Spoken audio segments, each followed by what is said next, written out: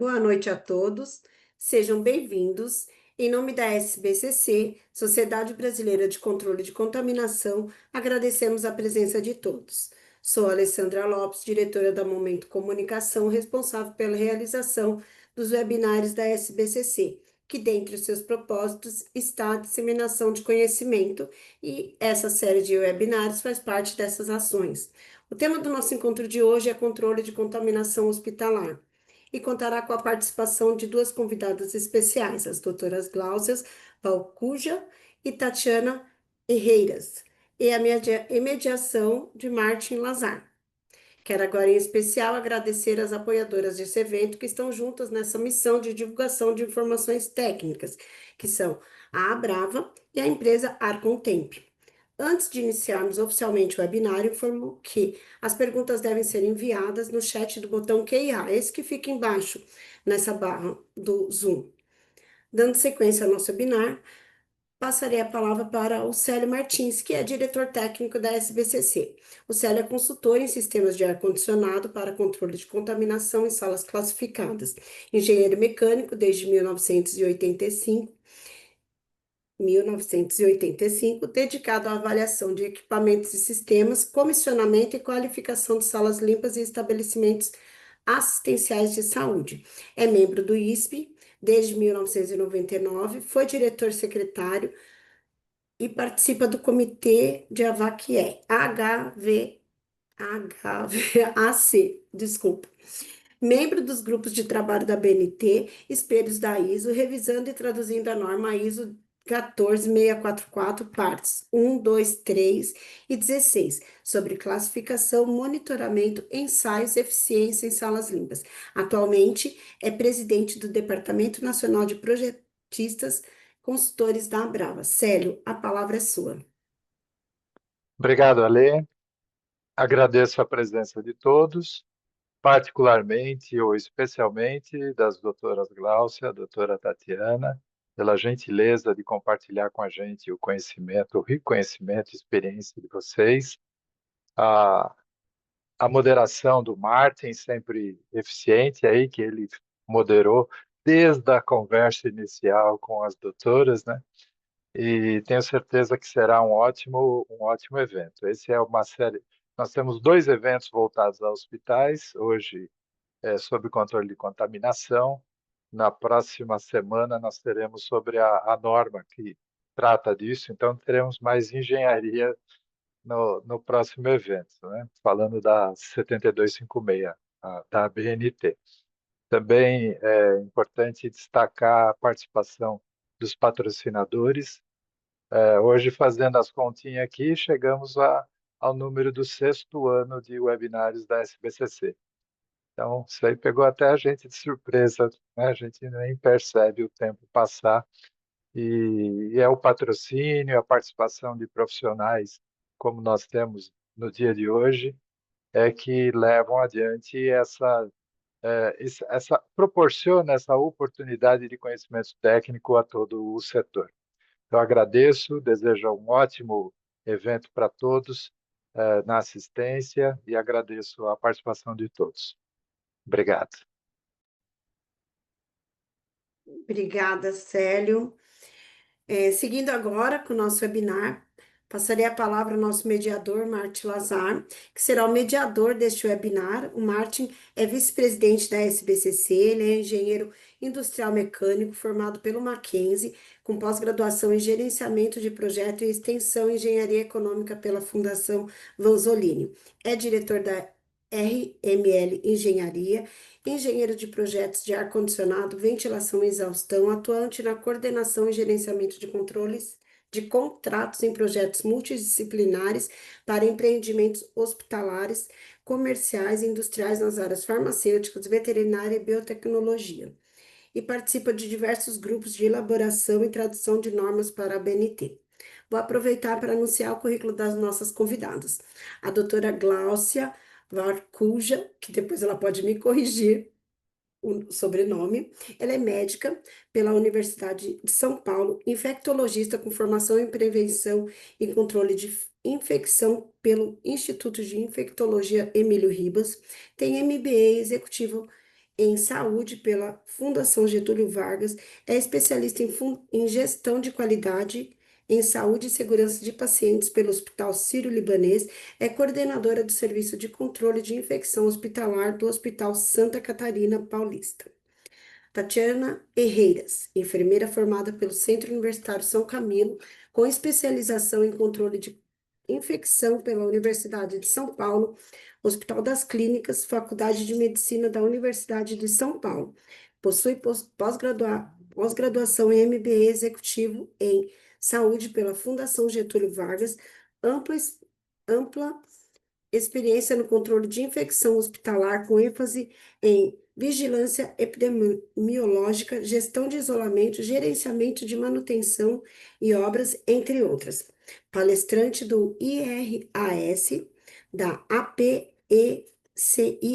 Introdução à Prevenção e Controle de Infecção relacionada à assistência à saúde, prevenção e controle de infecção em áreas de apoio, engenharia hospitalar, e no curso de MBA em Qualidade, com disciplina na Qualidade e Segurança em Serviços de Saúde. Atualmente trabalha como enfermeira da CCIH, Controle de Infecção Hospitalar, no Hospital Sírio-Libanês.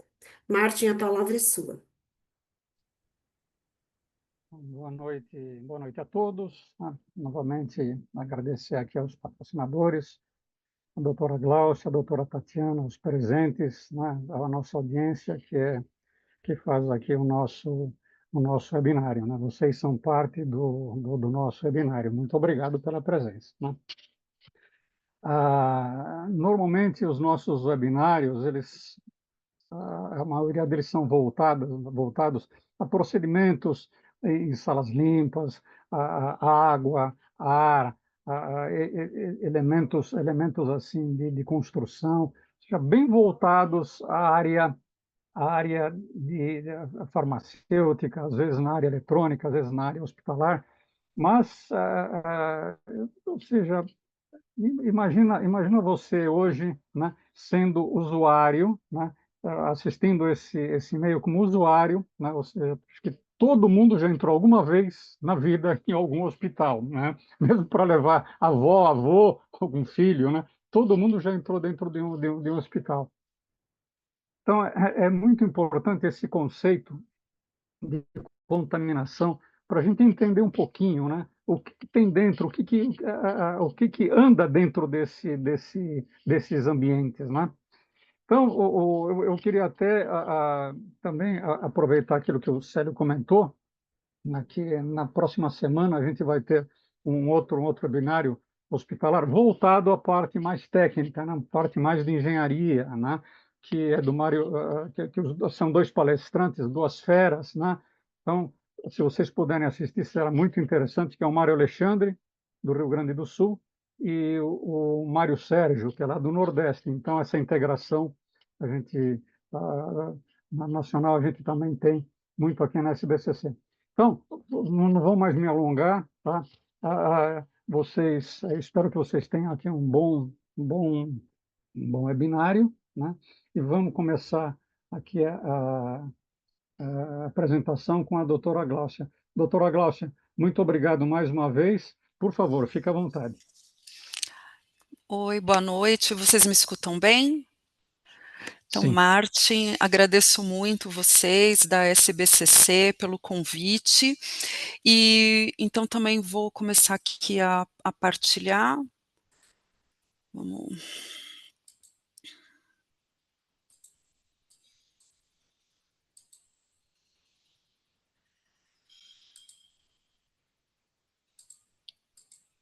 Tá indo?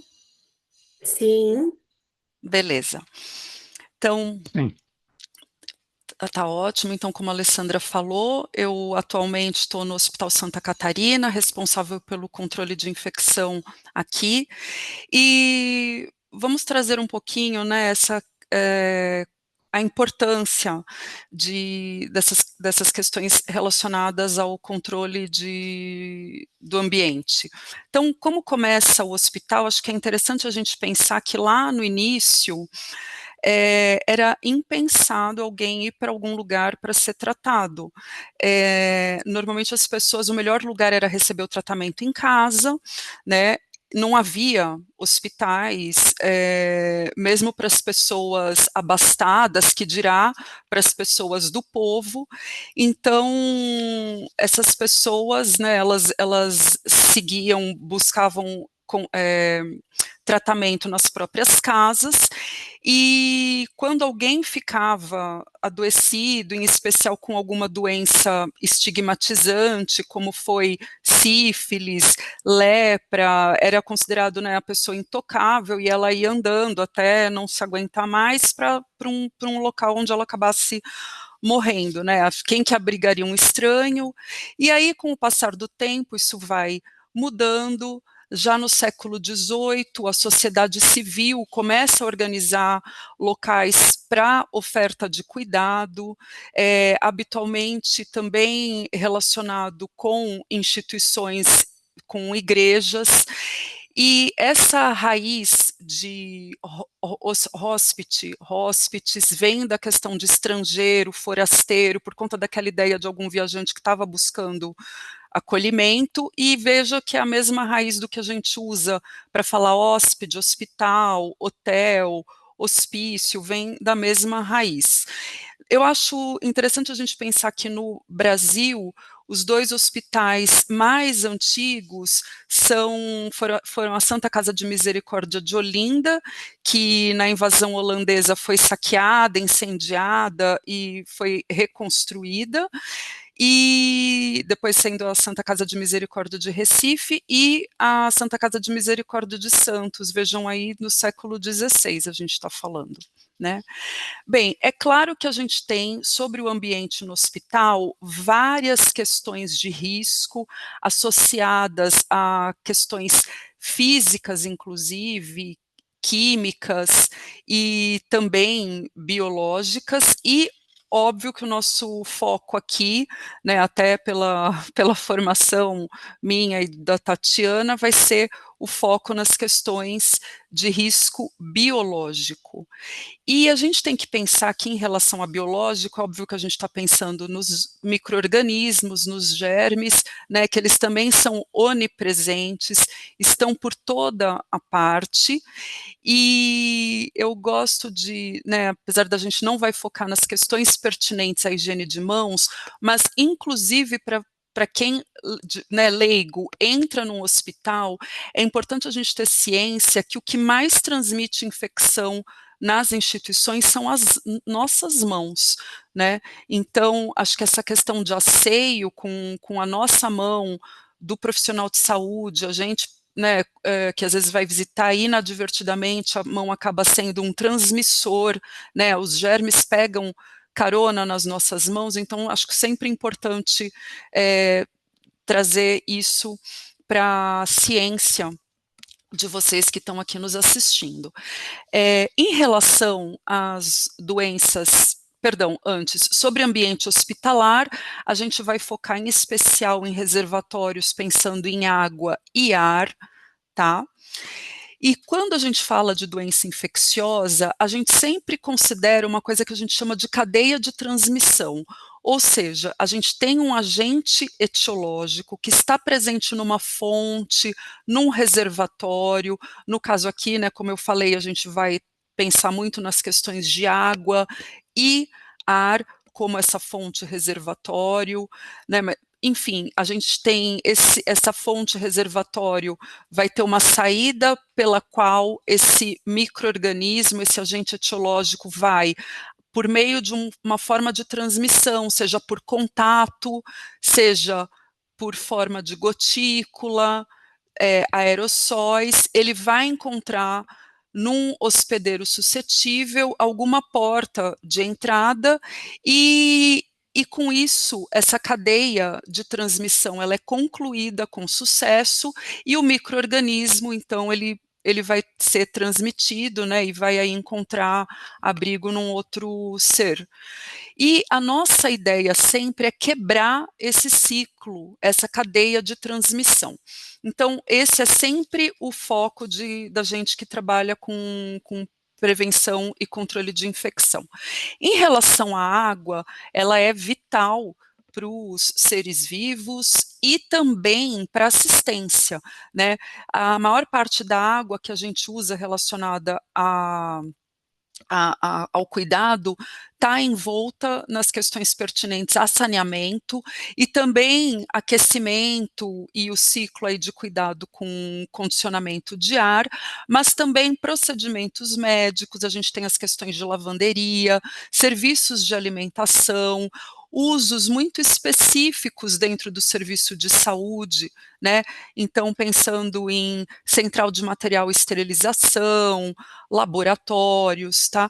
Então, a qualidade da água é imprescindível para que a água ela sirva à saúde e não como um potencializador, né, causador de doenças. As normas, elas são estabelecidas por autoridades, comitês, agências, existem alguns parâmetros, a gente tem algumas legislações nesse sentido, que organizam aí o que a gente tem que buscar fazer, e lembrar que a água contaminada ela é um veículo de disseminação de doenças em massa.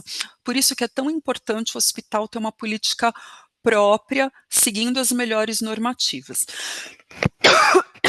Desculpa, só um momento.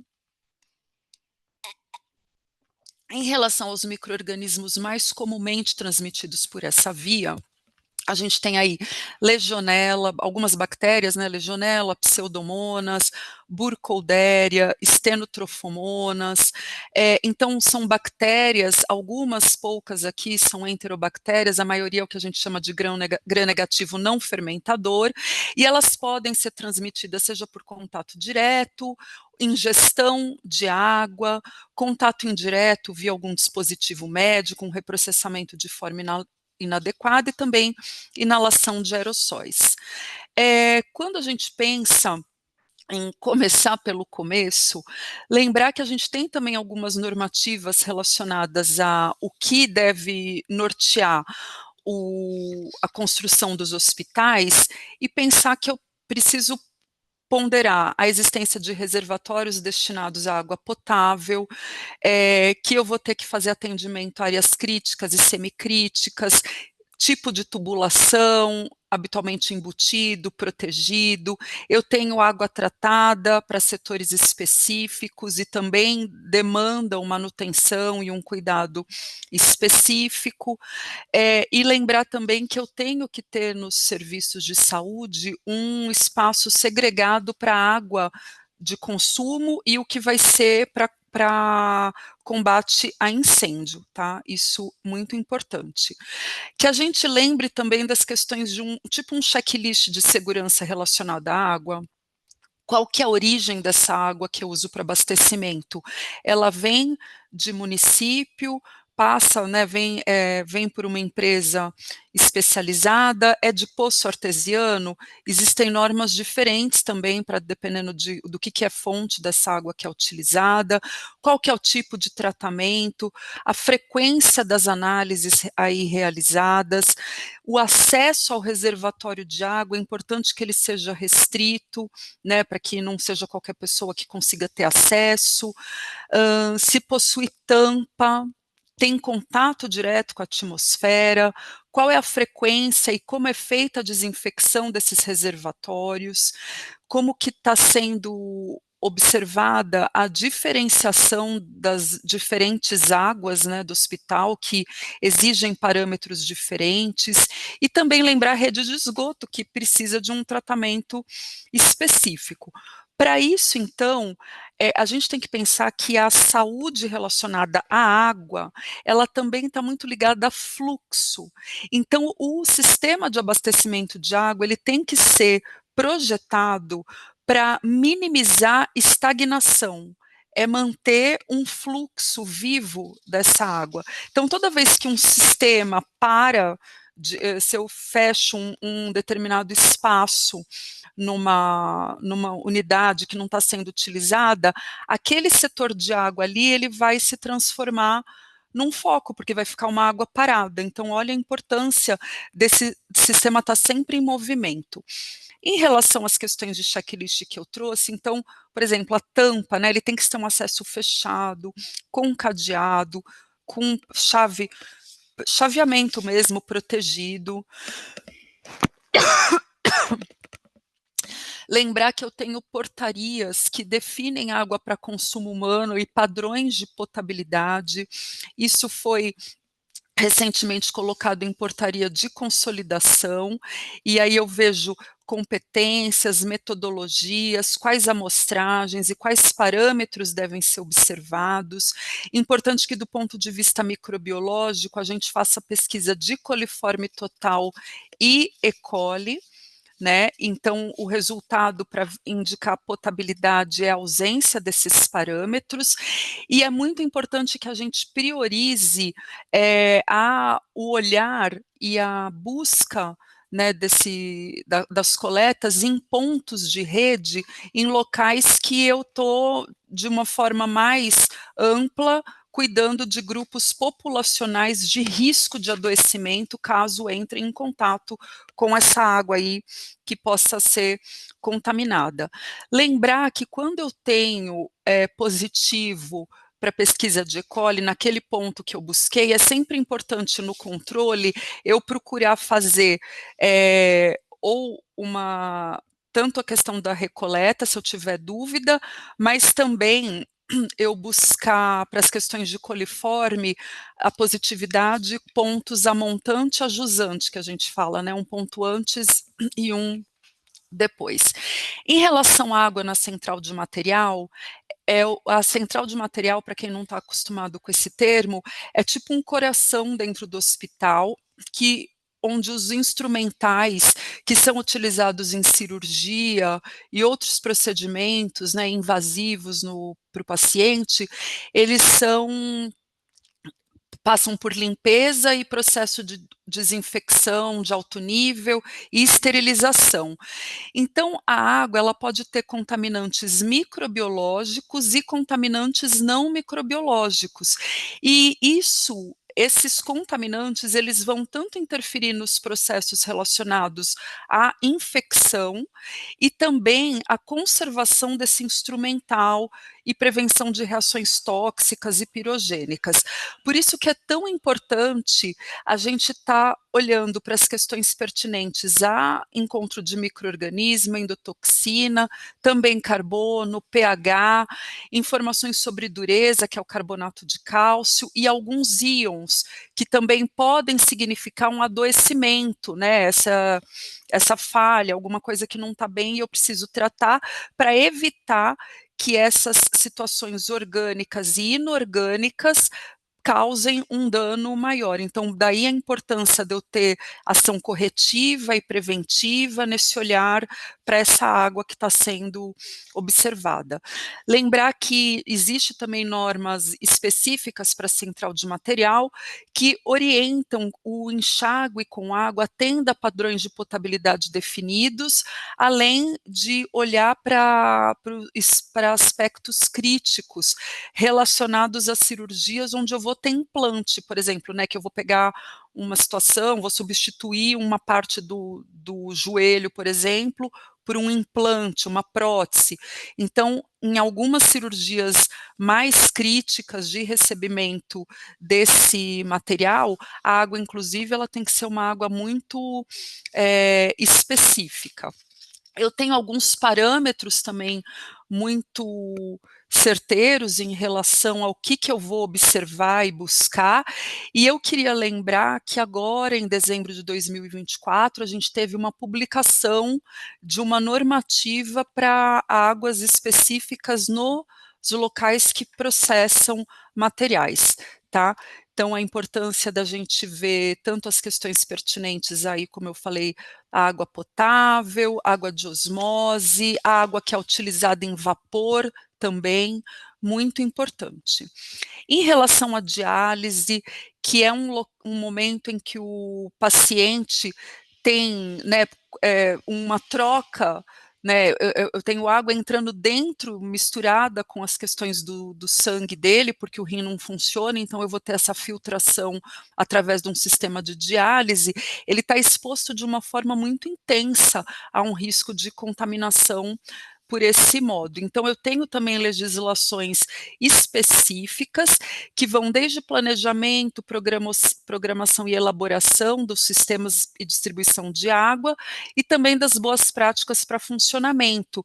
Lembrando que, em especial, elas estão voltadas a serviços de diálise para pacientes que, por exemplo, frequentam de forma crônica, né, de 3, às vezes até mais vezes por semana.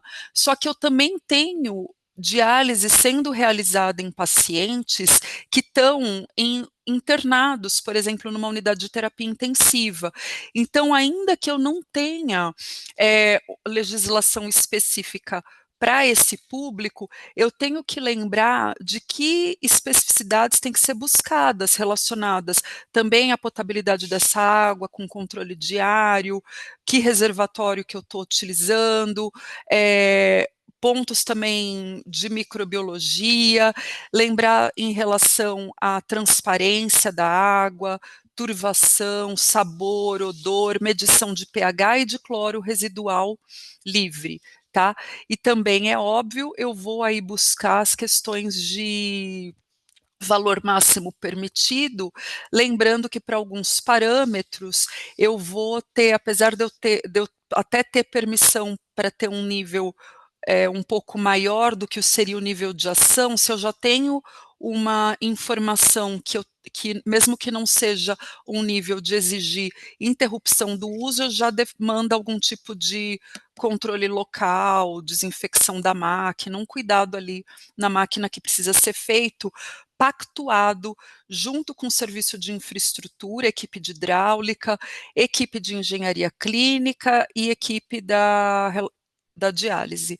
Lembrar também, gente, lavanderia hospitalar é um mundo. Atualmente, vocês podem imaginar que uma estrutura dessa, como eu estou mostrando na fotografia, ela não está presente dentro dos hospitais, né? A maior parte dos serviços de saúde hoje contam com serviços terceirizados, então é muito importante a gente poder fazer dentro do cronograma de visitas técnicas que o controle de infecção busca também fazer para que esses locais sejam auditados, avaliados e observadas oportunidades de melhorias para que sejam corrigidas, com vistas a reduzir risco de infecção. Então, a lavanderia também é importante de ser avaliada. Lembrar, né, que é uma unidade onde está acontecendo o processamento de roupa, tem que garantir a qualidade de água que é utilizada nesse processamento, e isso também implica a limpeza desse reservatório de água, né, um processo todo muito bem desenhado e também validado pela equipe do controle de infecção. Lembrar relacionado ao laboratório, a importância também, né? Laboratório ele é vital dentro das instituições de saúde, não só laboratórios de análise clínica, mas também laboratórios que acabam fazendo amostras, processam amostras de ar, de água, então é importante que isso também esteja no radar das equipes que fazem, né, que garantem que esses serviços de apoio estejam funcionando adequadamente, qual que é o grau de pureza da água que é utilizada para dentro de situações de reagentes nas análises. Então, isso tudo também é importante que o laboratório siga regulamentos técnicos adequados para que o resultado também possa ser confiável. Até para isso vai também partir das questões relacionadas à qualidade da água. Em relação ao ar, e eu acho que a gente ainda está muito impactado pelas questões de ar relacionadas ao que foi a pandemia, né? Então, acho que todo mundo lembra que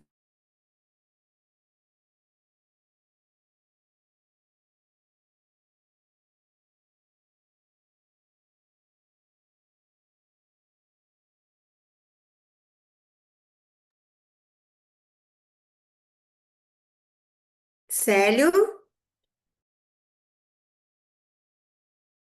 que deu uma travada. Foi. Travou o dela, hein? Ah, Travou dela. Travou. dela. vou ligar para ela. Travou o dela.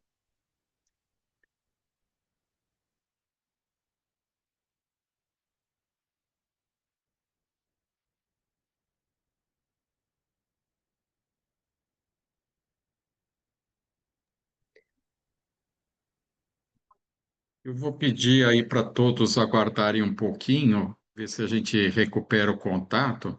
Se for demorar, podemos pedir para a doutora Tatiana começar a parte dela e depois inverter, Ok, a doutora Gláucia terminar. Eu já estou com ela no telefone, só um minuto que ela já vai entrar novamente. retomar. Tá bom. Só 2 minutos, por gentileza. É, infelizmente são os imponderáveis aí da nossa net, né? Não tem jeito.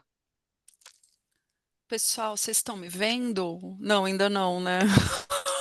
Não, Vocês mas estão me estamos te ouvindo? ouvindo. Estamos te ouvindo. Estamos te ouvindo. Agora Você estamos parou. te vendo e te Gente, ouvindo. graças a Deus. Gente, olha isso. Ainda bem que a gente já tinha o plano B, né?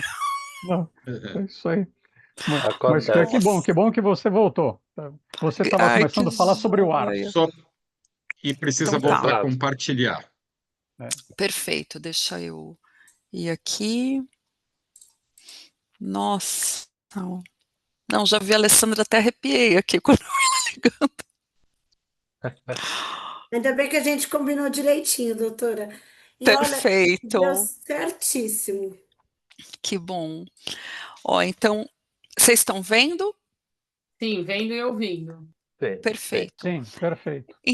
Então, sobre as questões de ar, então queria lembrar que os pontos relacionados à estrutura, né, de condicionamento de ar, aquecimento e ventilação, ele é um dos mais importantes fatores estruturais pelo qual se pode combater a infecção e também criar conforto.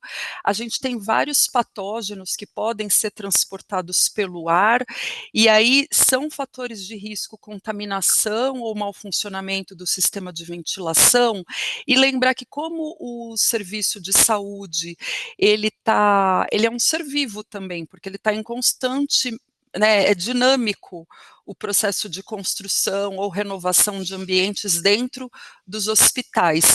Então, daí a importância também da gente estar olhando isso e entender que isso pode ser risco.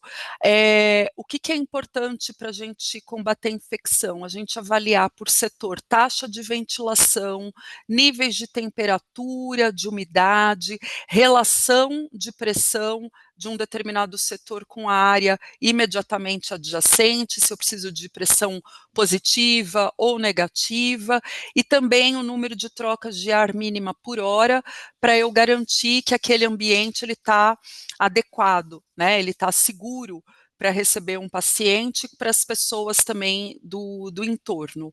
Aqui alguns micro-organismos que mais comumente são transmitidos pelo ar, então a gente tem tanto fungos, normalmente a maior parte desses fungos aqui, aspergilos, né, até Sporotrix aqui, são fungos que na maioria das vezes eles não causam doença, salvo se o paciente for imunocomprometido, na maior parte das vezes.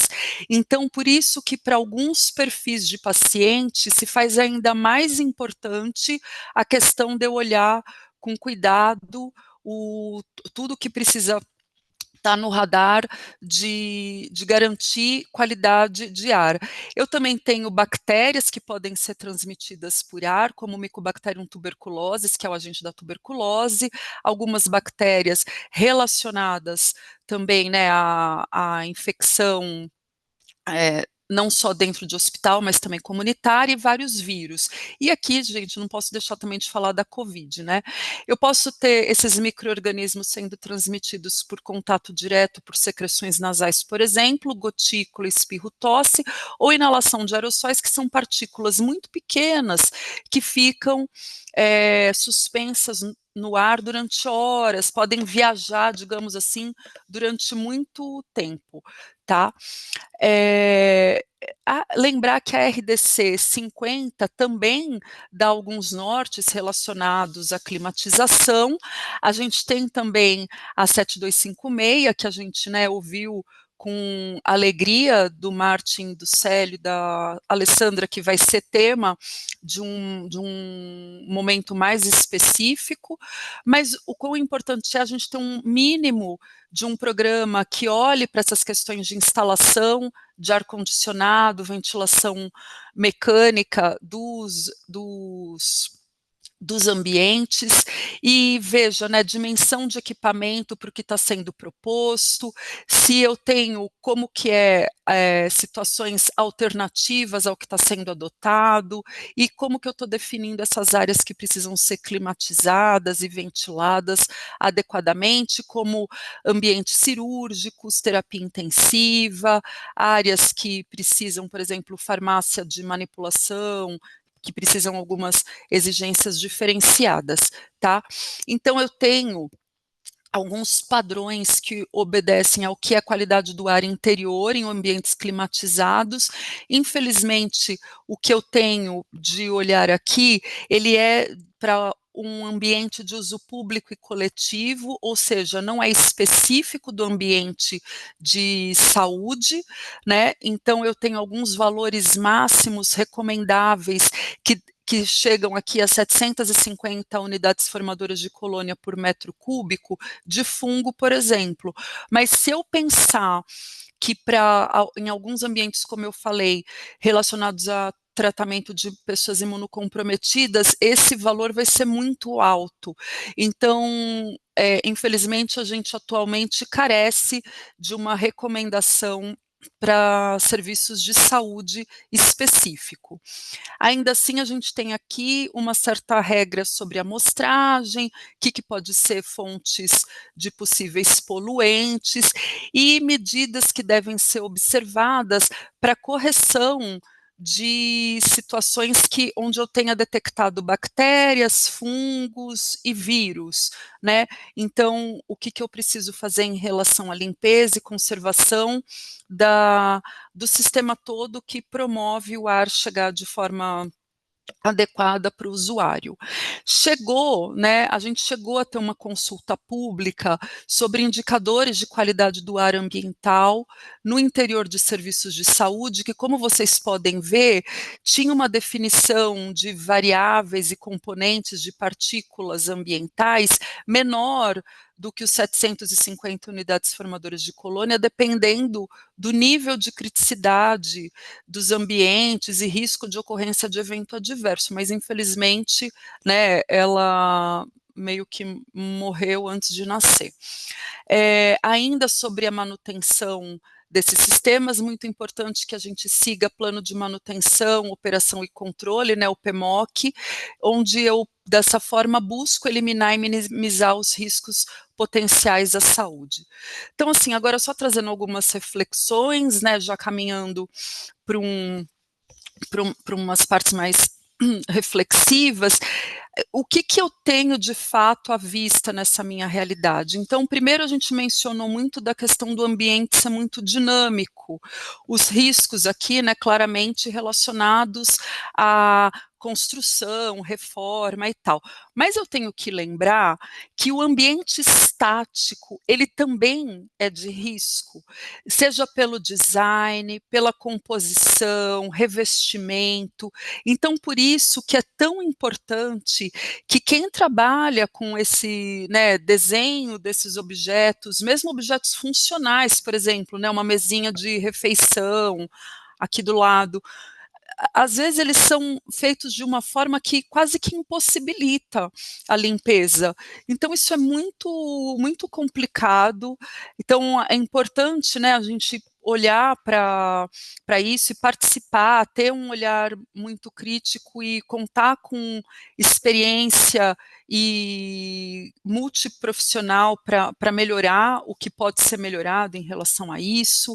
Lembrar que às vezes eu tenho uma sala de cirurgia que parece, né, super, ultra, mega moderna, mas veja que eu tenho um tipo de aparelho para conforto térmico que não é um aparelho adequado a atendimento à ventilação de ar. Então, eu não estou com uma estrutura dessa, necessariamente, eu posso não estar, e aqui no caso eu não estou, né, nessa imagem, prevenindo infecções transmitidas pelo ar. Então, muito importante isso também esse olhado.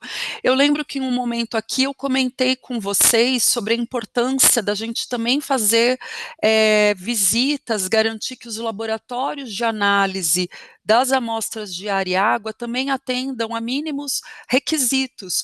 Então, veja, às vezes a gente vai e toma esse susto. Então, rotulagem, né? Como é que eu consigo ter certeza que uma amostra aqui está sendo corretamente identificada, que eu não estou tendo troca, que vão ser processadas de uma forma adequada? Às vezes eu não tenho controle satisfatório de temperatura de geladeira com reagente, com isso eu vou ter problema no meu resultado, né?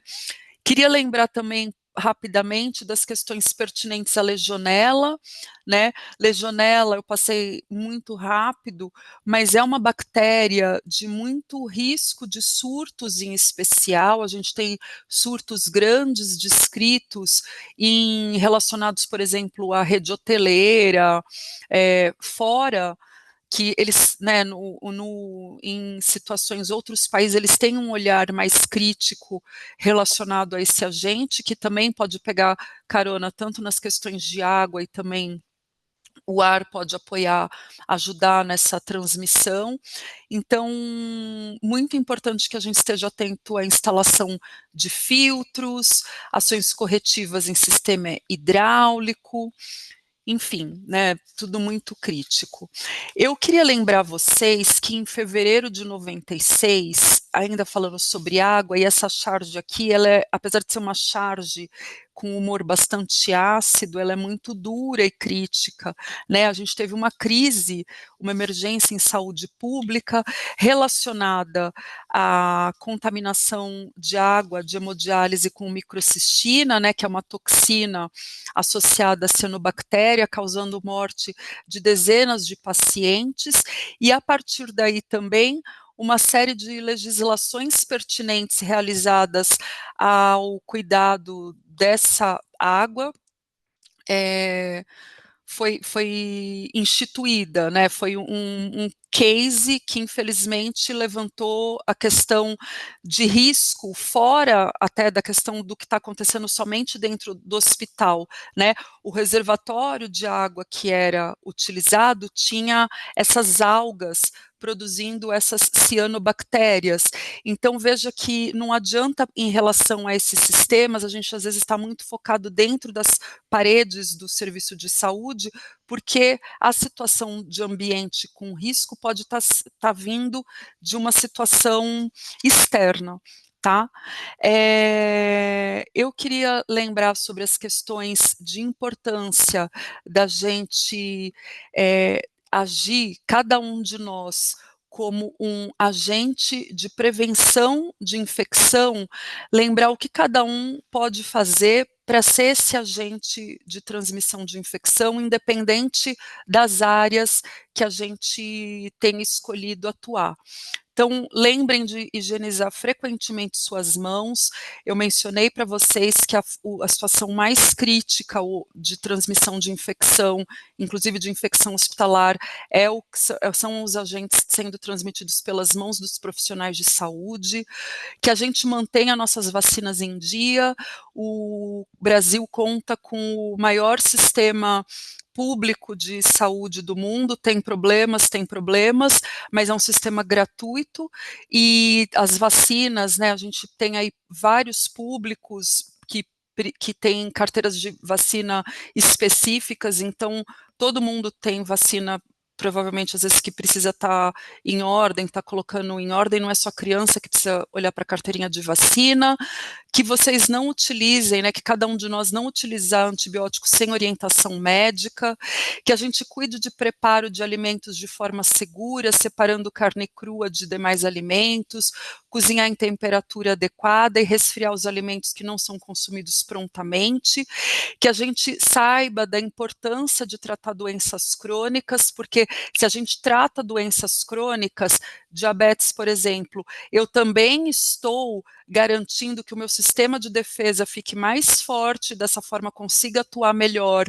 contra infecções, e lembrar também que a gente seja gente ciente de prevenção de infecção sexualmente transmissível. Esse tema, ele está muito mais desenvolvido, são diversas as formas que a gente tem atualmente de transmitir, de prevenir transmissão de infecção sexualmente transmissível, então que a gente, né, que está na chuva em relação a isso, que a gente também cuide para não se molhar em relação a essa forma de transmissão de infecção. Eu agradeço novamente a oportunidade e me coloco à disposição depois da apresentação da Tati para responder perguntas. Obrigada, gente. Obrigado você, doutora Gláucia. Fantástica apresentação. Muito, muito legal o spoiler, já que você deu para a próxima apresentação aqui, da próxima terça-feira, né, sobre a 7256. Fantástico, né? Eu vou te dizer uma coisa, o ar, né, eu não posso deixar de respirar, mas água eu posso deixar de beber, né? Acho que eu não vou beber água durante uma semana. É. Mas olha, parabéns, parabéns pela apresentação. Muito bacana, foram pontos muito, muito importantes. Eu creio que aprendemos bastante sobre o tema, né? Agradecemos aqui imensamente a sua apresentação. E vamos agora passar para a doutora Tatiana, né? que a palavra é sua. Olá, vocês estão me ouvindo e me vendo?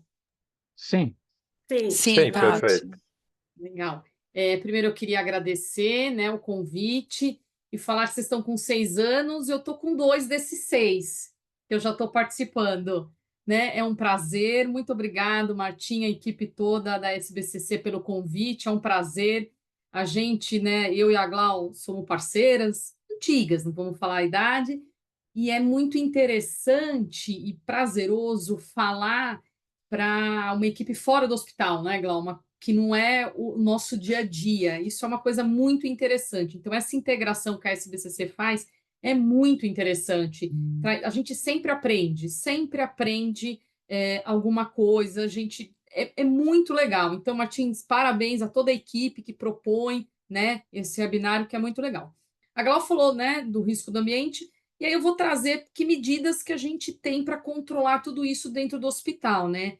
Então, na prática, como é que a gente faz, né? Espera aí, acho que o meu... Pode.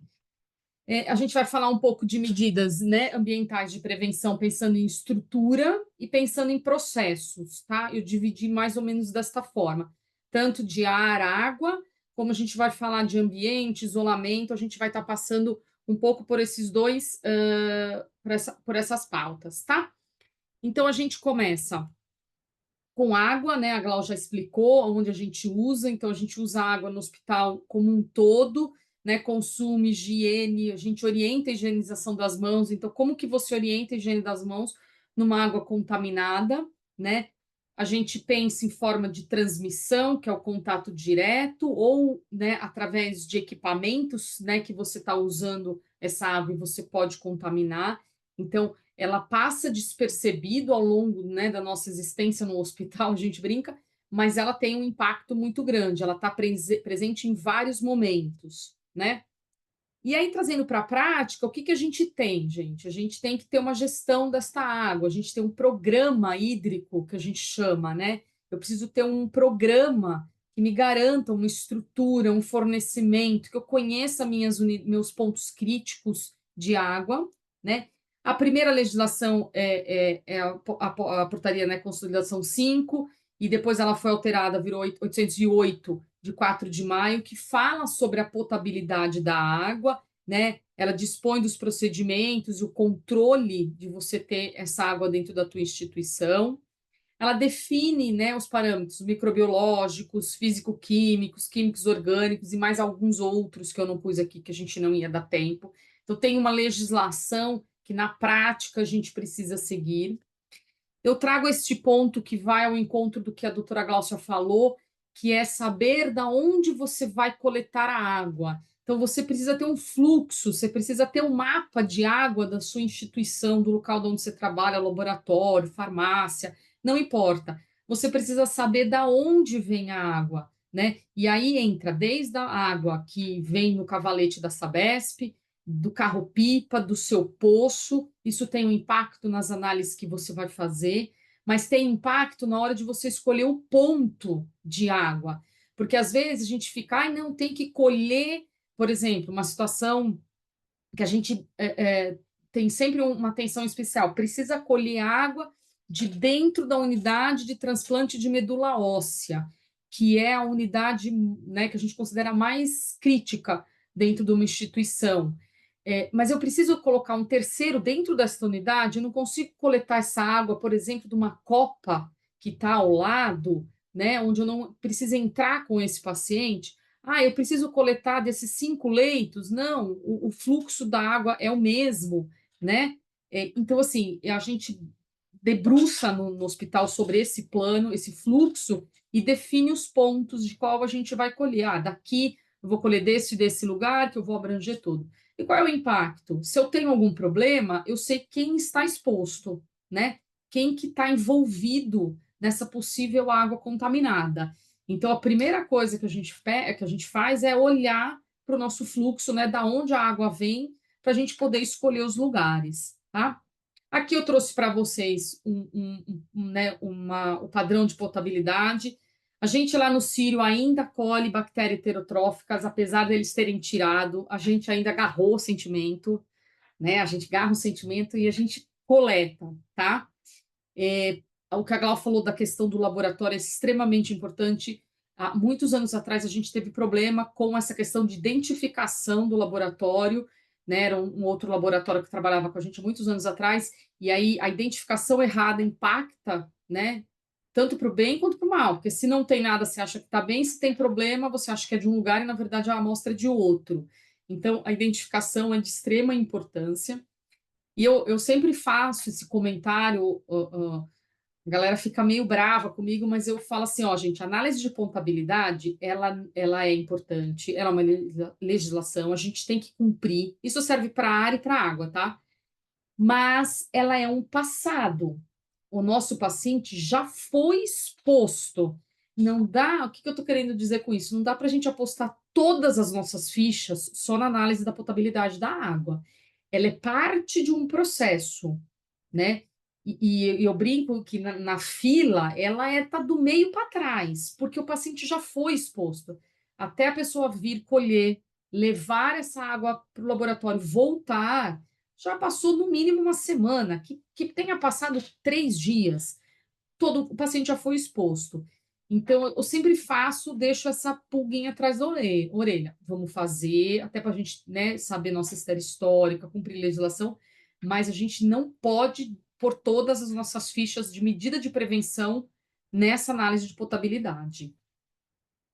Limpeza do reservatório, que a doutora Gláucia falou, aqui a gente tem uma limpeza, né, uma ordem lá do hospital mesmo, de como estava antes, como estava depois. Então, você precisa, em algum momento, que é o que a Glau falou, a gente não pode olhar só ali na torneira, né? A gente tem que olhar tudo para trás, né? Como é que está essa água? Esse é um grande desafio. Os hospitais antigos, com todo o encanamento antigo, você troca a torneira, mas o encanamento você não troca.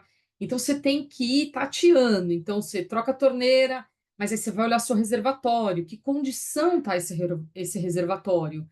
Né? Tá rachado, tá fissurado, tá aberto, né? E aí, quando você tem aquele fluxo, você consegue direcionar a água. Por exemplo, no hospital nós estamos parando com 2 reservatórios que precisam ser reformados. A gente vai redesenhar esse fluxo para saber de onde a gente vai coletar e apartar esses 2 reservatórios, porque a gente vai ter um processo de higienização e reforma desse reservatório.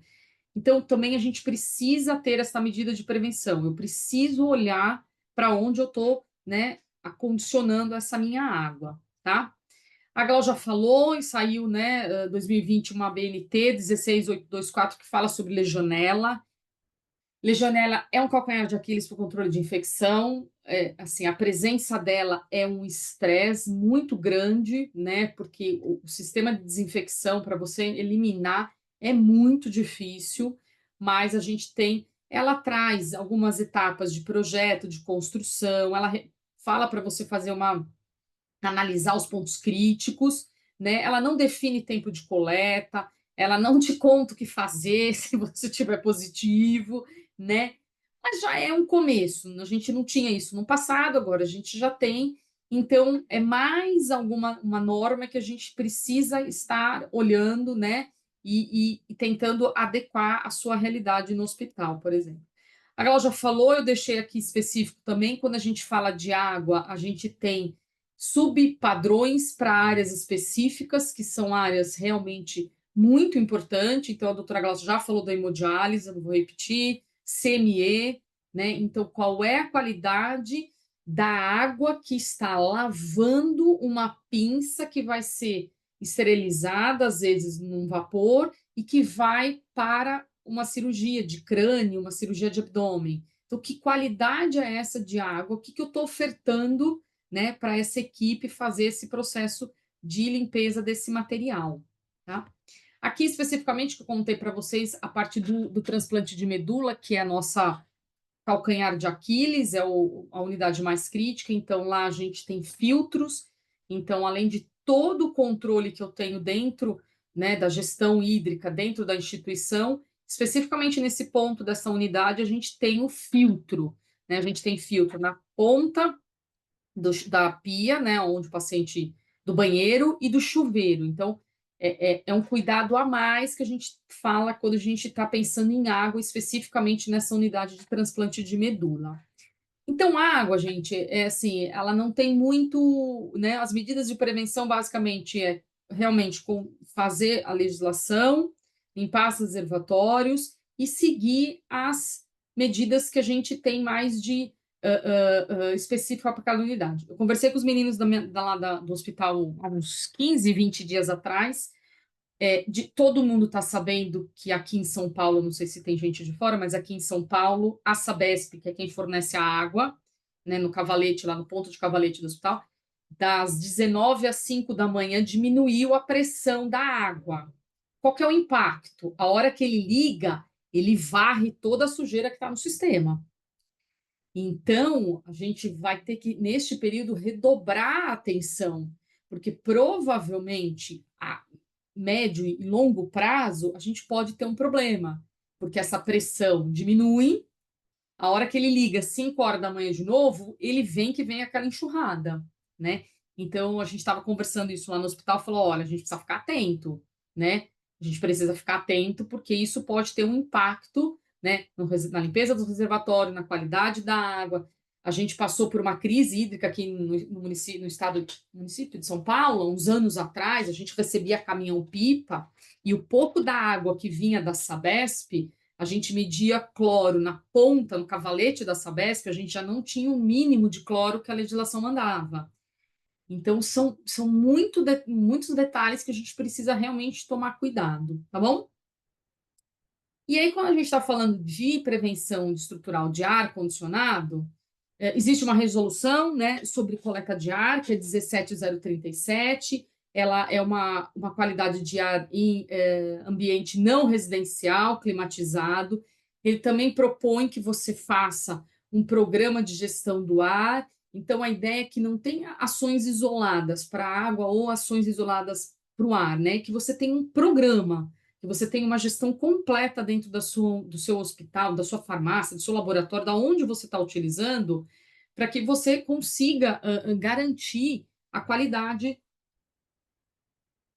desses 2 insumos, ar e água, tá? Então, ela define periodicidade mínima, como que você vai avaliar, né? Qual é o risco? Aqui é um modelo que a gente tem, como ele traz para nós fungos viáveis, a relação com o ar, tem uma série, né, de parâmetros que essa legislação tá. Então, a gente também é uma qualidade de ar que a gente precisa acompanhar. A gente tem várias críticas, né, porque ela é muito genérica e, assim, aí o que serve, por exemplo, uma recepção, onde o paciente está chegando para se internar eletivamente, é a mesma para, sei lá, uma unidade de internação. Mas a gente faz, e assim, qual a grande, né, que a gente pensa? A gente precisa olhar a série histórica, a gente precisa olhar como a gente está. Né? Desviou de 5 para 6, tudo bem, não, de 5 para 12, você fala, opa, alguma coisa aconteceu aqui. Né? Então, ela é muito mais para montar uma linha do tempo que a gente fala do que única e exclusivamente. Desculpa. E eu tenho a coragem de falar para vocês sobre a 7256. Eu brinco, a gente tem essa coragem. Eu e a doutora Glaucia participamos dessa revisão. A gente participou dessa revisão. E ela é realmente uma BNT que ajuda muito, né? Ela dá muita força para o controle de infecção para algumas situações, quando a gente está falando de controle de ar dentro da instituição, que a gente precisa mostrar, né, para o diretor que ele precisa, por exemplo, fazer onde se faz broncoscopia, quer dizer, onde eu faço um exame, né, no pulmão do paciente, num país onde a gente tem tuberculose uma grande quantidade, eu preciso ter aquele leito, né, onde eu faço a sala de exame diferenciada de um outro leito onde eu faço uma endoscopia, onde o paciente não tem esse risco. Então, ela ajuda a gente, né? Por exemplo, uma sala de inalação, qual é a pressão, né? A pressão negativa, a gente brinca, né? Quem está fazendo inalação, a gente brinca lá no hospital, não está com dengue, provavelmente ele tem um quadro respiratório, ele pode ter um quadro viral, né? E o quanto que o ar vai veicular, né, esse contaminante. Então, a 7256, ela ajuda a gente, né, do controle de infecção, dá força para dizer, olha, precisa desse filtro, precisa dessa pressão, precisa ser, né, vazão do ar. Eu particularmente gosto bastante dela. Aqui ela coloca, quando é paciente imunossuprimido, a importância da gente ter o filtro EPA, né, insuflando esse ar, porque eu quero o ar mais puro que eu puder para este perfil de paciente, que é o paciente mais complexo que eu tenho dentro da instituição. Aqui o que eu falei para vocês, ó, o de broncoscopia, né? Então, se eu tenho um país onde é endêmico de tuberculose, o paciente vai fazer uma broncoscopia, o risco é muito grande, né? Existe a chance de ser tuberculose. Então, a gente precisa se proteger. A gente conseguiu estender lá no hospital para, por exemplo, sala de coleta de vírus, de exame respiratório para quadro viral, ambulatorialmente. Então, a gente tem um box com uma pressão negativa. Por quê? Porque eu tenho um box dentro de uma unidade, né, dentro de um centro diagnóstico, onde eu tenho 1.000 pessoas passando ali. Então, eu não posso pôr alguém ali no meio se eu tenho a desconfiança de ele ter alguma doença que vai ser vinculada pelo ar e contaminar o resto, né? Então, isso é muito bom para o controle de infecção. A gente tem um papel do controle de infecção de pensar na coletividade, né? Então, eu preciso pensar na coletividade. Não é porque, esse paciente ele é mas ele causa um impacto imenso, por exemplo, no veículo contaminante de ar. Se ele tiver tuberculose e ele ficar andando pelo hospital, induzindo escarro, gerando, né, aerosol, eu contamino pessoas que estão ao lado. E isso vai para todo mundo, funcionário, colaborador, médico, enfermagem e outros pacientes. Então, 7256, para nós, ela é muito interessante porque ela dá essa força para a gente conseguir, né, algumas melhorias, tá? Processo de isolamento. Isolamento é outro processo que a gente tem pensando em qualidade do ar, que é exatamente o que eu, né, falei para vocês. O paciente sintomático respiratório, ele é uma fonte de infecção. Você não sabe o que ele tem, né? A gente não tem ideia. Ele pode ter uma gripe, um resfriado, mas ele pode ter uma tuberculose, ele pode ter Covid, né? A gente veio aí de 2 meses atrás um boom de influenza muito grande, né? Então, a gente tem um risco desse paciente sintomático respiratório que a gente tem que separar, né? A gente tem que segregar ele de todo mundo que está ali, por exemplo, num pronto-socorro, né? E aí, aqui eu trouxe só para vocês entenderem essa segregação, a gente está falando aqui de um isolamento de partícula, é uma partícula um pouco maior, né? Ela cai até 1 metro, mas eu não sei o que ele tem. Então, a gente precisa pensar, né, nessa separação desse paciente, identificar esse paciente dentro da instituição, por quê? Porque não é só a enfermagem ou o médico que entra no quarto. Você tem a nutrição, você tem a higiene, você tem a fono, você tem assistente social, você tem outras categorias que acabam não olhando o prontuário, e aí a gente precisa preservar, né, esse funcionário. Então, a gente, por exemplo, põe esta placa na porta para dizer, ó, aqui o paciente tem uma doença respiratória, você precisa se proteger, no caso aqui, usando a máscara cirúrgica. Essa daqui é o aerosol, então aquela partícula que a Glau falou, ela fica, né, dispersa no ar, ela não cai tão fácil, então aqui no aerosol o ar é muito mais importante, né? Ele é muito mais veículo de transmissão para esta partícula, né? Então a gente precisa pensar num leito de pressão negativa. Aqui entra, por exemplo, a suspeita de tuberculose, e aqui a gente fala que é na suspeita, confirmou, ok, mas se eu tenho uma suspeita, eu já tenho que isolar, pensando nessa prevenção, pensando nessa qualidade do ar, né, do ar não ser o veículo, tá? Aqui também a gente coloquei só, né, um leito de pressão para a gente entender, né, como é que o ar transita dentro deste leito, tá? Então, essa é uma medida de prevenção muito importante que a gente tem na instituição. A gente precisa separar, precisa isolar esses pacientes, porque senão, assim, já tem vários surtos na literatura descrito, né, por conta dessa transmissão, por não separação, por não identificação desse paciente, tá? Outra medida ambiental que a gente tem, que a doutora Glaucia começou, né, falou também um pouco, é obras, né? Então eu brinco que eu gosto de pensar nessa foto aqui, e assim, o que aconteceu nos hospitais em volta, ok, em volta não tenho dúvida, acabou, fechou, tudo bem, não tem dúvida, né? Mas e os que estavam bem distante, né? O que aconteceu com a qualidade do ar desses hospitais que estavam em volta, não em volta, né? Mais afastado. Deve ter sido um caos. Eu tenho dó dos controladores de infecção, que eles devem ter sofrido, óbvio, com tudo que aconteceu, mas olha o que fez, né, o ar. Então, toda vez que a gente tem uma obra dentro da instituição, a gente tem uma possível transmissão de patógeno por meio de pó e poeira, né, o veículo ar. Então, ela precisa ser uma obra planejada, ela precisa ser uma obra onde a gente pense na segurança do paciente, que isto que é o grande, é o que importa, é a segurança do paciente. Barulho e cheiro, a CCH, a gente até consegue de vez em quando, por exemplo, cheiro, algumas situações que tem, por exemplo, fórmica, a gente pede para a equipe descer, passar a cola na fórmica lá embaixo e trazer ela pronta, já para colar. Isso se diminui um pouco o cheiro. Mas, basicamente, o papel do controle de infecção em obras é pensar na qualidade do ar por, né, o veículo ar como transmissão de pó e poeira e o risco que é o aspergillus nessa situação, tá?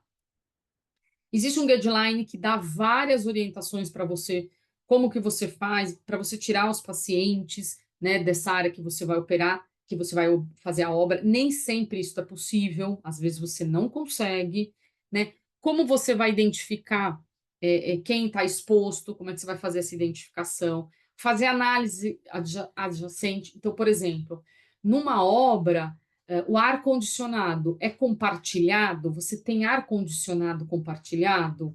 Então, o pó que eu gerar aqui vai sair na sala do lado? Né? O que eu vou fazer? A gente tem uma obra no hospital lá hoje, a gente trocou, acabou, a gente reformou, trocou uma ressonância magnética.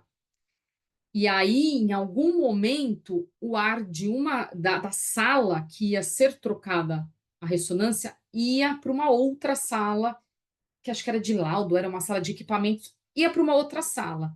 Chama o engenheiro do ar-condicionado e fala: ó, vamos parar aqui, a gente tem que fazer alguma coisa, pôr filtro, vedar, tirar, porque o ar vai ser, né, vai vir poeira e pó para essa área. Então, a gente tem que fazer uma análise em volta também da onde você vai, né, operar. Limpeza, rotina, limpeza e amostragem de partícula. A gente lá no Círio, a gente não faz contagem de partícula em obra, tá? A gente não faz.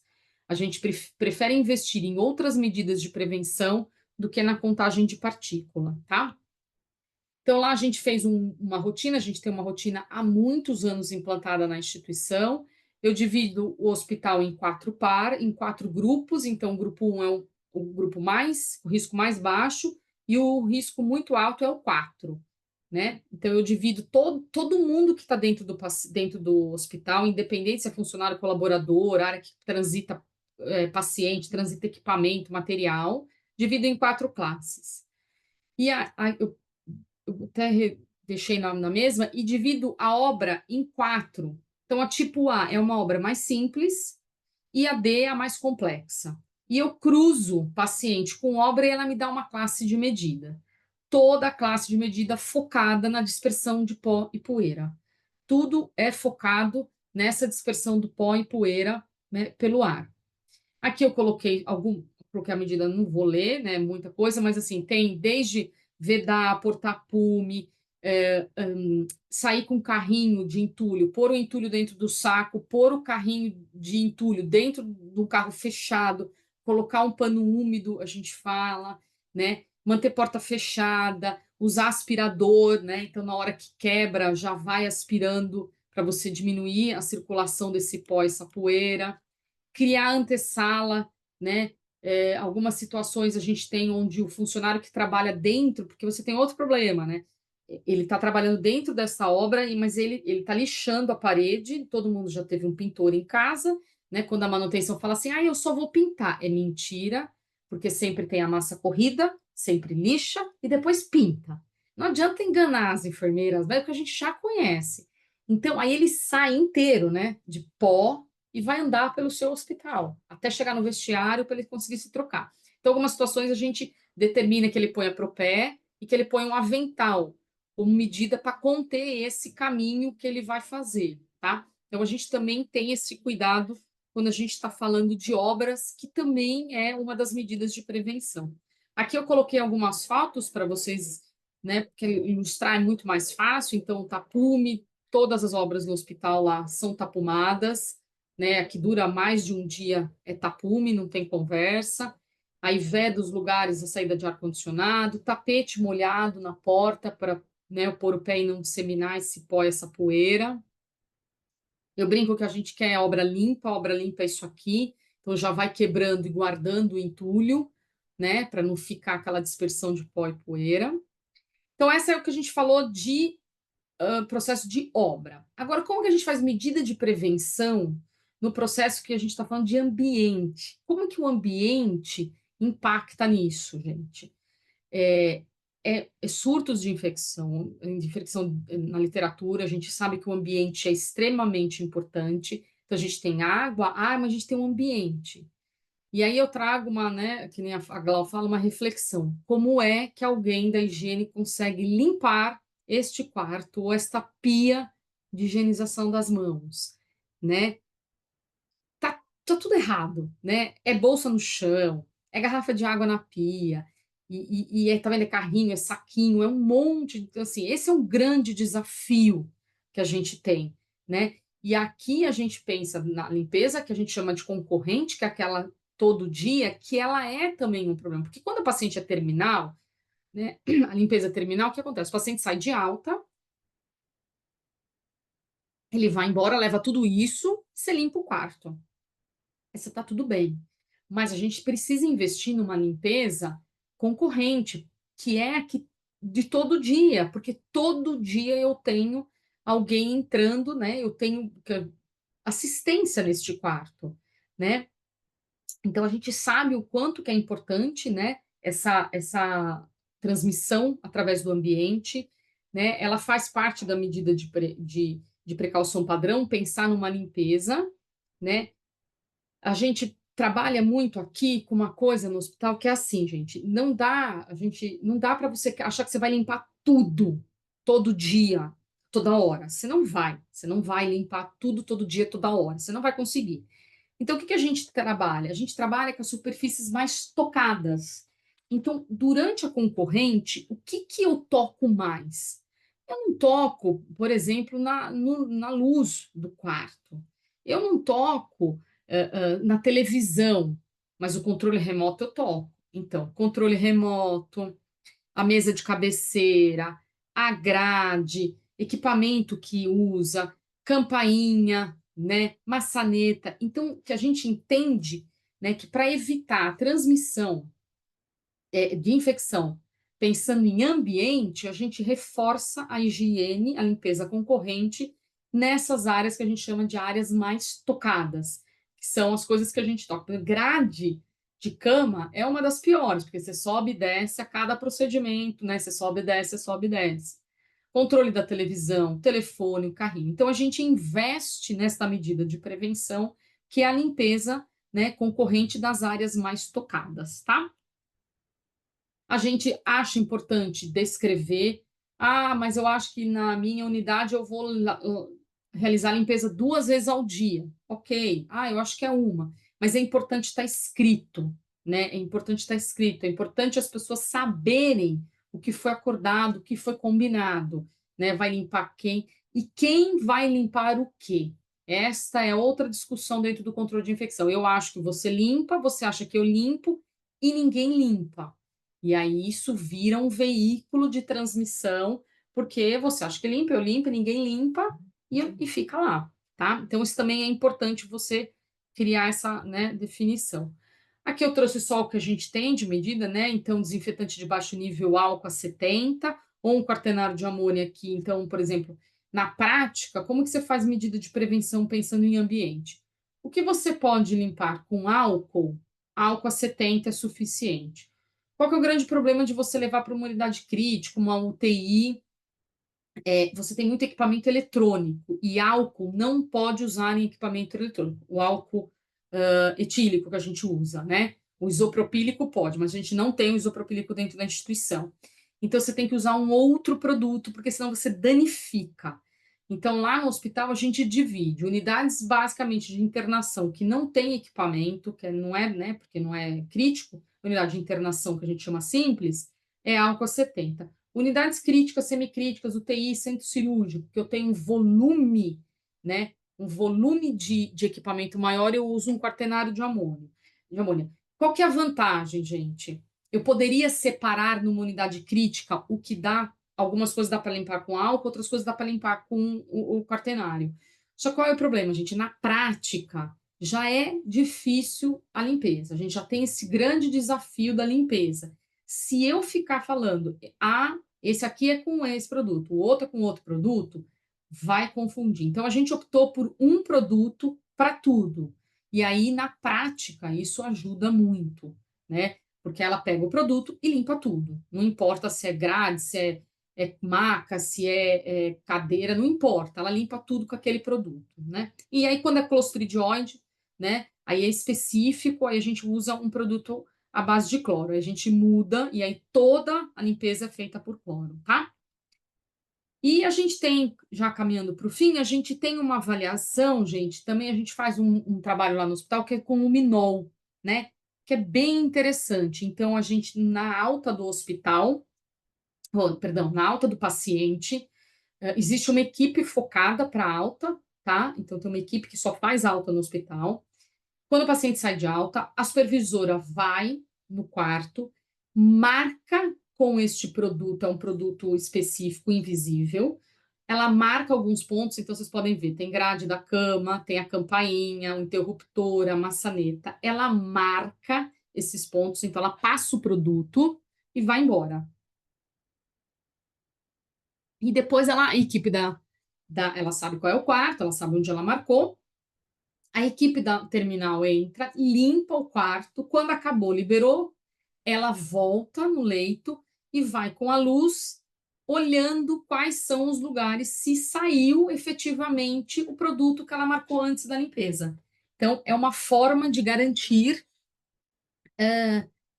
que, assim, ele realmente limpou a área mais tocada. Então, a campainha, ele limpou mesmo? Limpou, o produto saiu. Não, não limpou. Né? Então, é uma forma, né? É um indicador que a gente chama de limpeza ambiental, ela tem todos os seus viés. Ah, mas eles vão saber sempre onde é. Às vezes eles sabem, então a cada 2, 3 meses a gente tem que rodar mudar esses lugares, né? Então já não é mais a grade da cama, é a mesa de cabeceira. Mas e eu acho que a grande vantagem do luminol é mostrar para a equipe, ó, tá vendo? Tá sujo, você não limpou. Porque uma coisa é eu falar, ah, você não limpou, né? Ele não vai voltar lá para ver que tá sujo, mas a hora que você mostra isso, essa imagem para ele, e aí você fala para ele, limpa agora, ele limpa na sua frente, e você mostra, a coisa toma uma dimensão diferente, tá? Então, isso é um recurso bem interessante que a gente tem utilizado na instituição, tá? E aqui a gente também tem uma pulverizadora de dióxido de cloro. Esse também é um produto muito interessante, uma forma de fazer a desinfecção muito interessante. Ela faz a limpeza terminal, normal, e aí, ao término, ela pulveriza esse dióxido como um desinfetante de ambiente. Isso reduz o tempo. Algumas coisas eu não preciso mais limpar, né?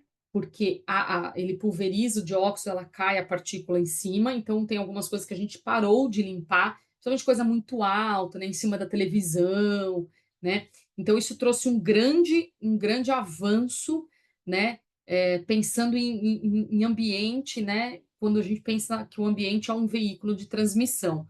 Ele é rápido, não é inofensivo, né, para o ser humano. A gente não passa com o paciente dentro em nenhum momento, mas a gente trouxe muito benefício para a gente na instituição. Bom, esse indo para o fim, esse é um grande desafio, né, que é a limpeza de equipamentos. Equipamentos é um grande desafio dentro da instituição. Equipamento é um grande veículo de transmissão. Em unidades onde eu, por exemplo, pego uma bomba de infusão, tiro de um leito, coloco no outro, sem fazer nenhuma limpeza, né? A gente tem esse problema.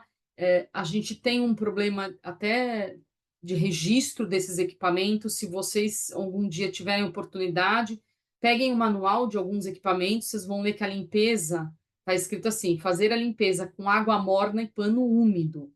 Isso tem em vários equipamentos, não é um ou dois, em vários equipamentos que estão registrados como uso hospitalar. Vocês vê ali, como é que você limpa? Água morna e pano úmido. E aí começa a briga do controle de infecção, porque não pode, né? Mas ele é um veículo muito importante quando a gente fala né, de equipamento como fonte de transmissão, tá? Então a gente também tem que ter esse olhar. Então era isso que eu queria dizer para vocês. Agora eu estou aberta a perguntas, se alguém tiver alguma dúvida, nós estamos à disposição. Obrigada. Obrigado, Tatiana. Fantástica a viagem que você nos proporcionou nesse mundo aí da contaminação. Muito legal, muito proveitoso, né? Interessante a mensagem para conscientização, né? Dos funcionários, equipe, etc., né? Achei muito interessante o assunto do luminol, né? Eu, pelo mínimo, só conhecia nas páginas policiais o luminol, né? Não sabia que era isso, né? E também que é um dedo duro aí, né? O luminol, né? Também. Mas legal, muito bacana. Parabéns mais uma vez pela sua palestra, né? Foi muito proveitosa, né? Vamos para as perguntas, já estamos aqui no adiantar da hora, né? Antes disso, doutora Glaucia, doutora Tatiana, vocês querem fazer alguma complementação sobre os temas que vocês passaram? Não? Não, acho Então, que a vamos gente lá. pode seguir para as Temos aqui perguntas. as perguntas. Ok, então vamos lá. Vou endereçado aqui para a doutora Glaucia, que a pergunta é a seguinte: conhece a tecnologia de FAR, não sei o que é FAR, ultravioleta, tipo C, me ouvem bem? Uhum. Sim. De 222 nanômetros, organismos patogênicos no ar e superfície, com a presença de pessoas, que é utilizado nos Estados Unidos, Europa e Ásia? Esta é a pergunta. Pensa que poderia ser uma ferramenta importante a ser adotada em hospitais e ambulâncias no Brasil? Uhum. Bem, eu imagino, né, que está sendo falado sobre a questão do ultravioleta, então não, assim, tem algumas evidências mesmo de que o ultravioleta ele é importante nessa irradiação germicida para prevenção e controle de infecção.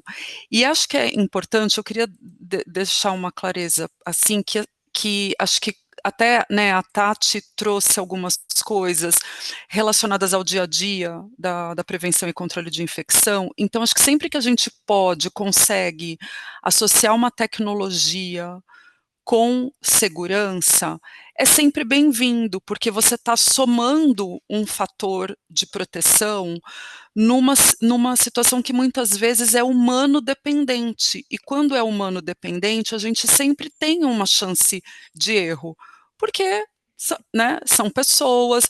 Veja, a Tati mencionou a importância do cuidado, né, da limpeza, né, e por vezes as pessoas, né, a categoria profissional que está cuidando desse pilar que é tão fundamental,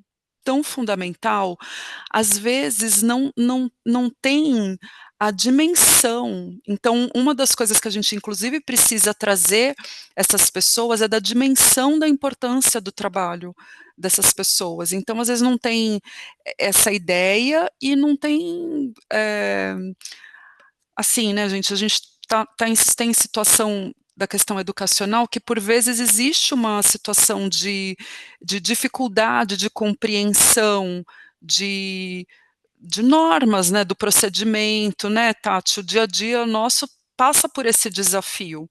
Então, quando a gente consegue somar uma questão de tecnologia numa situação, por exemplo, de limpeza e desinfecção do ambiente, é claro que é uma ideia bem-vinda. Então, queria levar isso para quem fez a pergunta.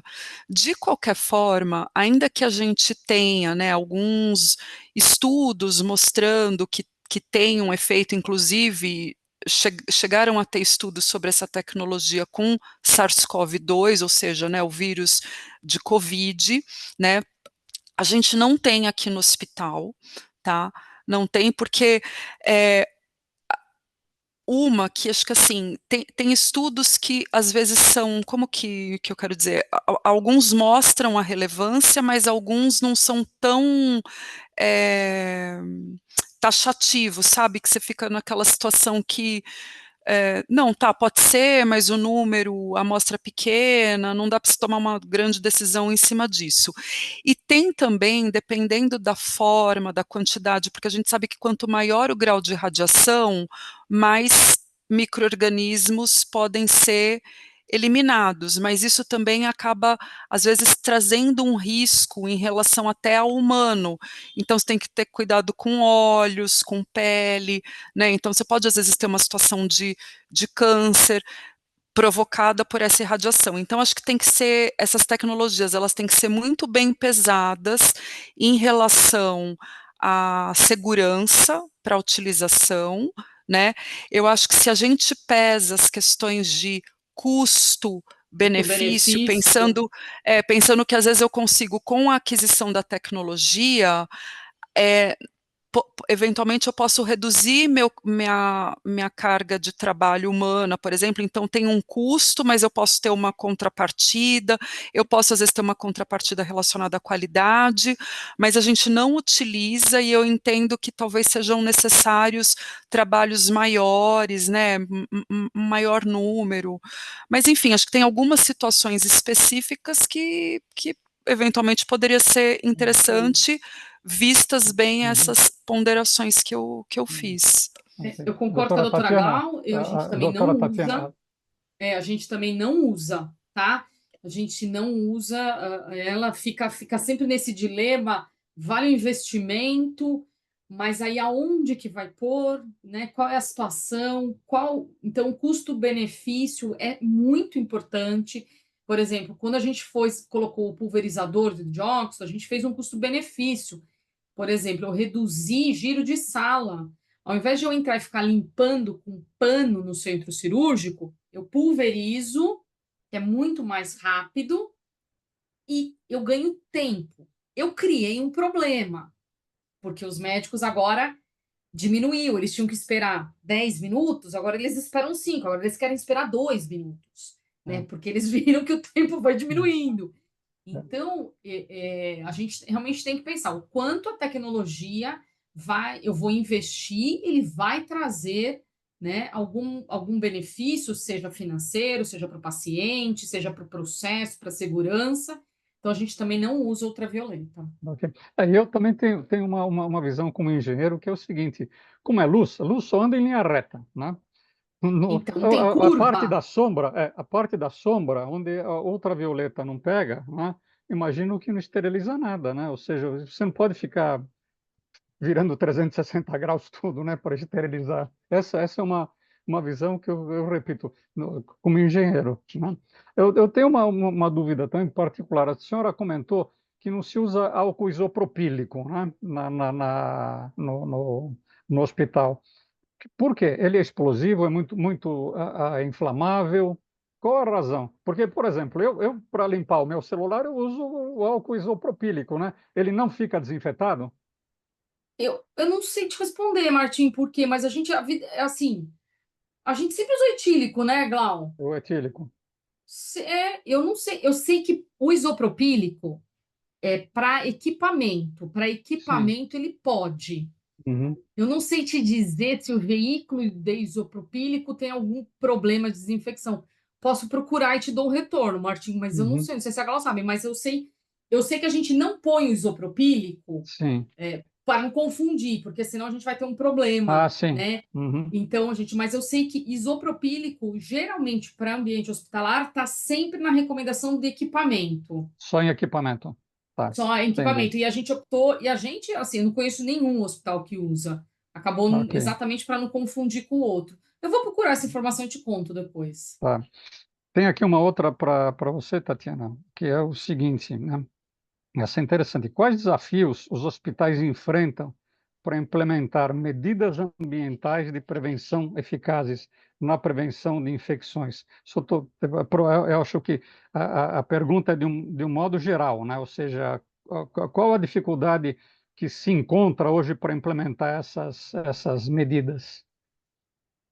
Então, por exemplo, a gente acabou de falar de uma que é, por exemplo, na equipe destinada à limpeza do hospital, né? Você tem hoje você, né, é uma equipe carente de conhecimento, carente de educação mesmo, de formação, né? A gente tem essa é um desafio.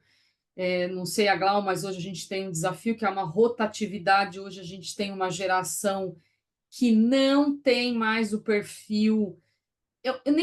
Não é uma crítica, eu não estou falando que está certo, estou dizendo que está errado. Estou dizendo o que a gente encontra quando eu volto lá para o hospital.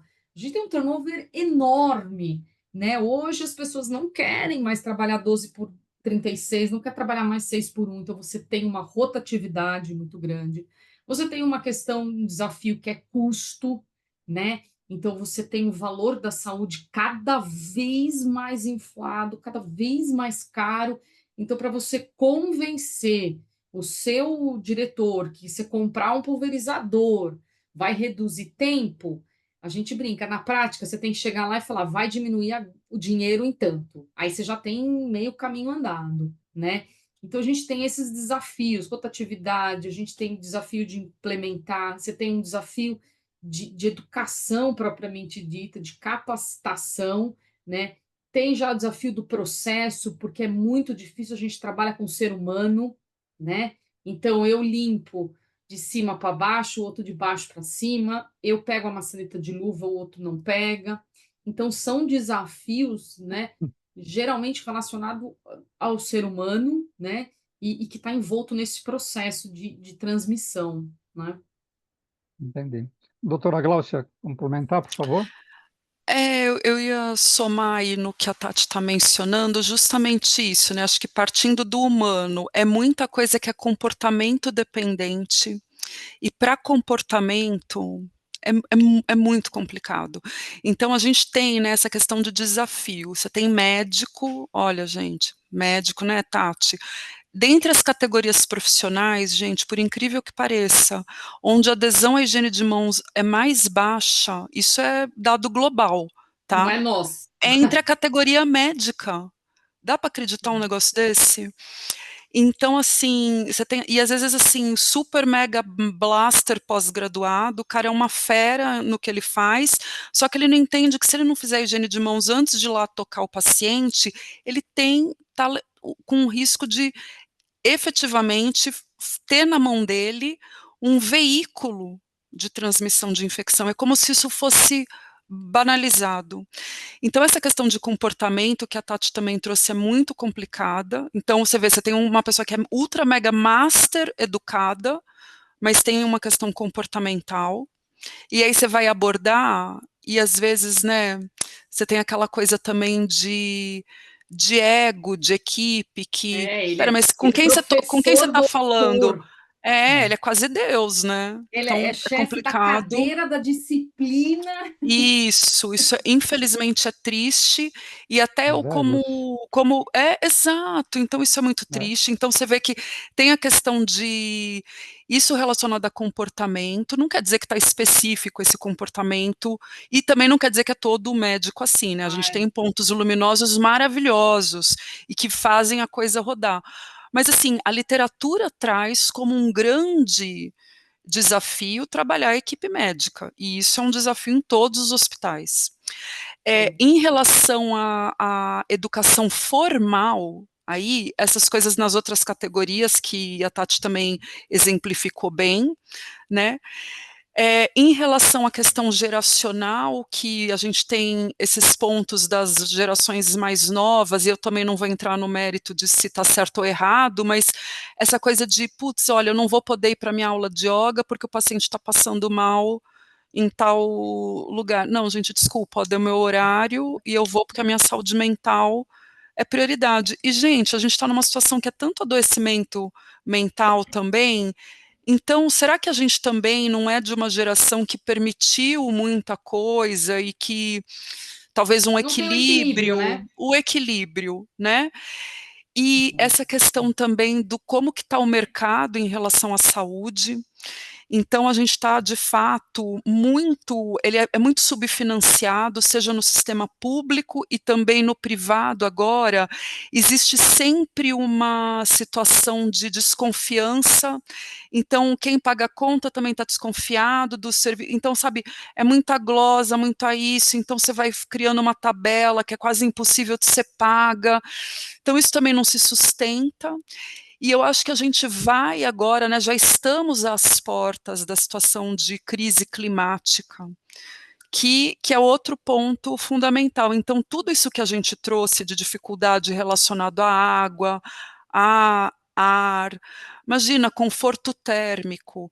Eu vou dizer para vocês, naquela última onda de calor que teve, Começo do algumas ano. áreas, eu estou num hospital também, que nem a Tati, centenário, né, algumas torres aqui centenárias.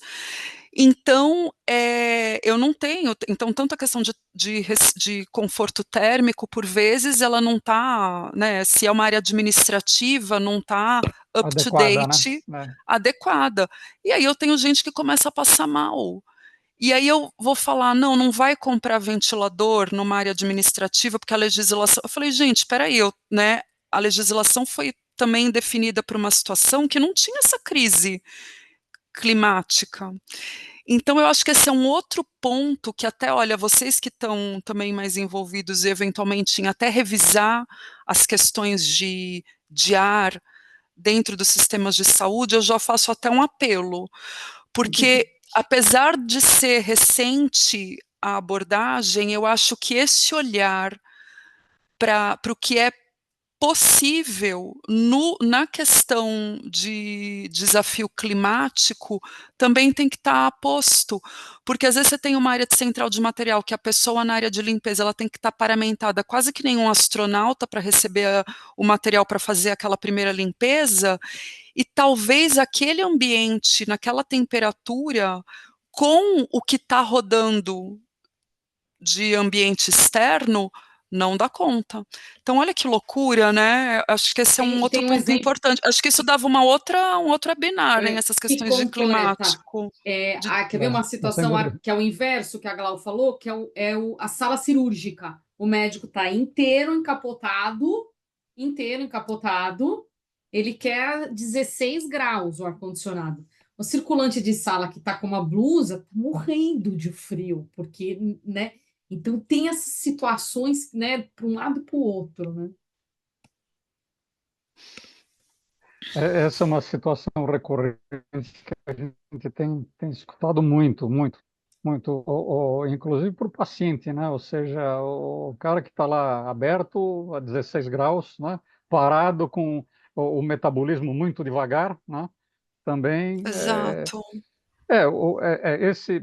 o que acontece existe uma área na farmacêutica que é a área mais limpa, por exemplo, que a gente chama de classe A, onde se manipula injetáveis, Uhum, etc., onde você tem que ter duas ou três vestimentas que a gente põe a temperatura mesmo por volta de seus 18, 19 graus, senão a pessoa não aguenta uhum, lá dentro. uhum. Agora, resolver o periférico, né, da enfermeira que está com uma blusinha mais simples, né, é um Isso. Não, desafio, e não precisa nem ser é um cirúrgico. desafio. Eu brinco Mas lá. é isso A aí. própria sala da É, CCH do hospital é uma briga. Uma quer o ar-condicionado de assim, outra quer assim, não é? é. Aí Sim. sobe, fecha, Não, mas isso aí é, insuflamento do é, ar, né? é, É complicado. é isso aí. Isso em sala de diretoria, sempre quem manda é a Sabe, secretária. diretor? Não tenha dúvida. Do diretor. É isso aí. Vamos lá, tem mais uma aqui que eu jogo aqui para vocês, né? Que é a seguinte: quais protocolos devem ser seguidos para o manejo dos pacientes sintomáticos respiratórios para evitar contaminação hospitalar? Acho que vocês já deram Hum, uma pincelada sobre o assunto. Quer que eu É, repita uhum. a pergunta? Não, eu Quais vou. Ó, protocolos? Não? não, não precisa repetir, não. Ó, eu Quais acho Ah, importante não? porque Tá bom. esse sintomático respiratório, ele pode estar chegando, vamos pensar primeiro no paciente que chega no pronto atendimento.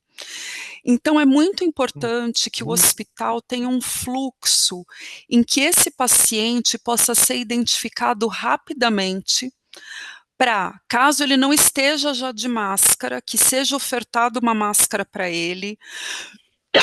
Eventualmente, esses pacientes eles são colocados num fluxo segregado, né, com também um ambiente de ventilação mais adequado, para não ficar junto um paciente com sintoma respiratório esperando, por exemplo, do lado de uma pessoa que está com uma dor torácica, outra, uma então assim, gestante. uma gestante.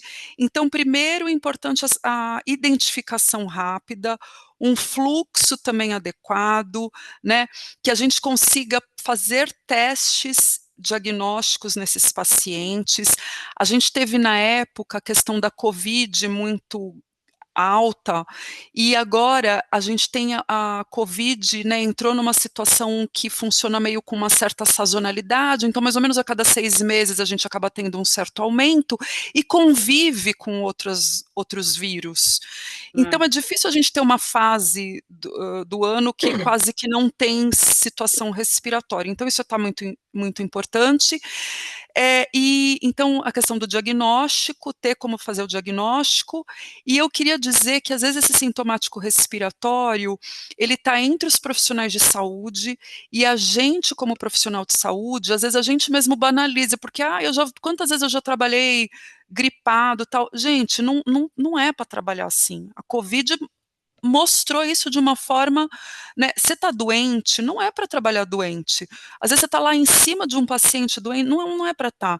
Então, que a gente também saiba identificar quando a gente não está bem, que vai precisar fazer um exame, vai precisar passar na medicina, vai precisar usar uma máscara, ficar num trabalho mais burocrático, se for possível, faz home office naquele período, enfim, né, colocando situações, e sobre visitas também. Olha a importância, que às vezes o paciente está lá, um transplantado de medula, tal, ou um outro paciente crítico, e vem uma visita inadvertidamente, e a pessoa está sintomática respiratória e transmite. Então, gente, olha, é uma dor quando acontece isso, aí alguém fala, mas a fulano só estava com dor de garganta. Ai, gente, a gente quer morrer, né, Tati? Não, Gente, e o que tem que a pessoa com dor de situações. garganta veio visitar alguém, meu Deus?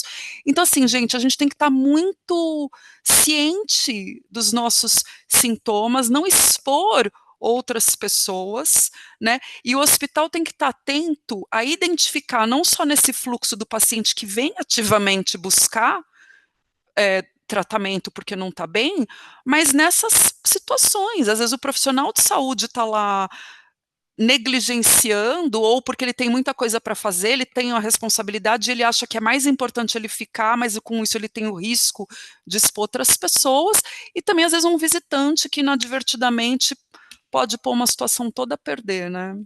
A gente trabalha no hospital com um processo que é o tal do controle do sintomático respiratório meio que ativo. Então, tipo, a enfermagem acaba assumindo este papel de perceber quem é o sintomático respiratório. Isto é um grande problema, porque a gente já se deparou com situações, por exemplo, na época, nem foi na época do Covid, foi agora depois. A mãe com Covid acompanhando a criança com Covid. O que você faz? Você tira a A gente mãe? já, a gente já viveu isso aqui Você também. tira a mãe? Não, não tira a mãe. Mas você também então não tira a mãe do quarto. Ela não Que pode nunca mais situação, sair né? desse quarto, né? Ela não pode sair É desse muito quarto. desafio. Vai comer lá Que dentro? desafio. É. Por exemplo, imunossuprimido. Eu vivi uma situação há 20 dias atrás que, assim, é de cortar o coração, mas a gente é duro, né? Eu tenho a fama já de ter um coração peludo, de ser duro. Eu já tenho esta fama. Eu já tenho total esta fama. Mas é porque eu penso no Hum, coletivo. Era uma claro. paciente com uma leucemia, com tipo 20 de neutrófilos, que é praticamente nenhum sistema de defesa. Ela tem nada, ela não tem nada de defesa. Ela já está internada há mais de 45 dias, com 2 filhos que ela não via há 45 dias, de 8 e 13 anos. Aí, o que aconteceu? Não, vamos liberar, vamos liberar. O que aconteceu? Chegaram as crianças, uma delas estava sintomática respiratória. Como que eu tenho coragem de colocar ela dentro? Ah, mas a outra não tá, mas a outra convive, ela não tá hoje, agora. Mas daqui 2 dias, meia hora, um dia, ela tá. Como é que coloca essa pessoa sintomática dentro de uma unidade de transplante de medula? Onde eu vou contaminar todo mundo? Não entra. Ah, se é dura. Não. O que eu falo para o outro paciente que acredita na segurança da gente? Né? Então, eu tenho milhares. A gente trabalhou na época do Covid, eu fiz milhares de protocolos escolares pelo hospital. Mais de 20 eu fiz. Quando eu chamava o diretor, eu falava assim: o senhor precisa ter, pelo menos do tamanho da sua escola, pelo menos umas 2 ou 3 professoras, brincava no armário, porque se hoje a professora está sintomática respiratória, ela não pode dar aula, como ela vai ficar falando sintomática respiratória com as crianças? Eu era quase apedrejada. Imagina, você tá doida? Como é que eu vou pôr? Como é que eu vou pagar? Eu falei, então, é uma outra conversa. O senhor está me chamando aqui para dizer a melhor prática. A melhor prática é essa. Então, todo mundo banaliza. A gente tem no Sírio ambulatórios dentro de banco. A gente teve um surto de sarampo, começou num dos bancos aqui em São Paulo, exatamente por causa disso. Ambiente fechado, não tem uma janela, o ar-condicionado rolando solto e 3, 4 trabalhando trabalhando sintomático respiratório e aí contamina todo mundo.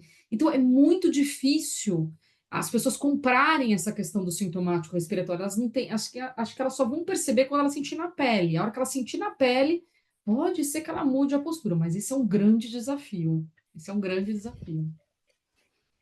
Ok, gente, eu queria ouvir as considerações finais. A gente já está praticamente no encerramento, né, desse delicioso webinário. Eu vou escutar um pouquinho as considerações finais da doutora Glaucia, da doutora Tatiana, por favor. Eu queria agradecer muito, né, essa oportunidade, o convite via vocês, né, a Tati eu já sei que é uma parceira aí de vocês de tempo, eu fiquei super feliz, viu, Tati? E Martin e equipe, eu acho que sempre que a gente consegue, porque a gente acaba, né, o mundo acaba colocando a gente muito em bolhas, né, e no final a gente está sempre falando para as nossas próprias bolhas. Então, experiências como essa, né, de troca, são de uma riqueza, e assim, e como a Tati falou, não tem como a gente não participar daqui e ouvi-los, né, se ver diante de uma questão do público, ficar pensativo, tal. Então, assim, é muito rico. Queria só agradecer e, enfim, fico à disposição para outros momentos e acho que essa questão da contaminação nos serviços de saúde, ela é muito crítica, são muitos locais que demandam nossa atenção e que a gente, né, esteja sempre alerta para porque provavelmente acho que é uma situação que a gente nunca vai atingir. Ah, agora eu estou perfeito, não preciso me preocupar com nada. Se chegou nesse ponto, está pensando errado. Morreu. Sempre deve ter alguma coisa para melhorar, né? Então, que também as pessoas que atuam com isso estejam sempre atentas em relação a isso, porque acho que é uma caminhada contínua, viu? E agradecer o trabalho que vocês fazem também, que sensacional, viu? Obrigada. Eu também Ótimo. queria agradecer, na verdade, já Martin, meu parceiro, a gente já está aqui, né, há alguns anos, também disponível para os próximos, eu adoro. Eu acho que a magia do negócio acontece que é assim, eu e a Glau somos técnico assistencial e vocês são os engenheiros arquitetos da outra parte. Então, casar isso é a magia do negócio, porque a gente olha com um olhar e você olha com o outro. Mas a gente precisa casar, a gente precisa andar junto, né? Não tem como separar. E eu acho que a SBCC é muito interessante para isso, porque traz todo mundo para este momento, né? A gente falou aqui de coisas que para vocês falam, nossa, em hospital, como às vezes vocês falam para nós, eu aprendo com os engenheiros de ar-condicionado no hospital, é todo dia eu aprendo alguma coisa, porque eles são a parte técnica e a gente a parte assistencial. Então, eu acho que a magia está nesse casamento. Eu acho que esse é o que desperta. Eu e a Gal já temos um pouco mais tempo de CCH, então a gente já pode se dar o direito de fazer nesse movimento que é sair desta bolha, né, e penetrar em outras bolhas, que essa eu acho que é a magia do negócio. E quero receber o convite da 7256 da semana que vem. Eu quero Pois é, assistir. já vamos mandar para você. Gente, Então, muito obrigada e obrigado, fica à muito disposição. obrigado. Outras oportunidades, doutora Glaucia e Tatiana, vão haver, tá? Ou seja, vamos voltar a conversar nesse próximo ano, né? Sem dúvida, né? Queria aproveitar esse finalzinho para agradecer muito vocês, né? Agradecer a Alessandra também, né? Ao Célio, ao Gerson, toda a equipe que participou dessa organização, aos patrocinadores, sem dúvida. E Ale, encerra, por favor. Ah, a Lê, ela teve um problema técnico, Tá. que ela Caiu. está na outra sala. Ela está na outra sala, ela não consegue Não falar consegue. aqui. Então, Então, faz de Célio, conta que eu estou Célio, você vai fazer substituindo as aqui. vezes. Não, eu Você faz as agradeço. vezes. Eu acho que vocês destacaram um ponto realmente importante na SBCC. A gente aprendeu logo cedo que o engenheiro não faz verão. ou um enfermeiro faz um engenheiro, ou qualquer coisa desse tipo. A gente não consegue trabalhar na área da saúde, da ciência da saúde, sozinhos, né? A gente tem que aprender a trabalhar juntos, ter essa relação com as várias áreas. A gente é sempre nesse caminho de troca e a gente aperfeiçoa, né? Muito legal 7256 ter tido essa experiência, né? De ser elaborada com profissionais distintos, né? E na SBCC a gente tem vários colegas aí de áreas diferentes. Por isso que a gente convida todos a acompanharem a programação da SBCC. Na próxima semana, na quinta-feira, teremos então o nosso evento de 7256, mas a gente tem tido várias aí, vamos ter sobre cabine de segurança biológica, mais para o final de novembro, se não me engano. Novembro. Então, estão todos convidados a participar. Mais uma vez, agradeço a todos, agradeço ao nosso patrocinador, a Arcontemp, que tem sempre estado presente com a gente aqui. E dou uma boa noite a todos. Muito obrigado. Boa noite. Boa noite. Boa noite, Boa gente. noite. Tchau, tchau. Boa noite. Tchau, tchau. Obrigado.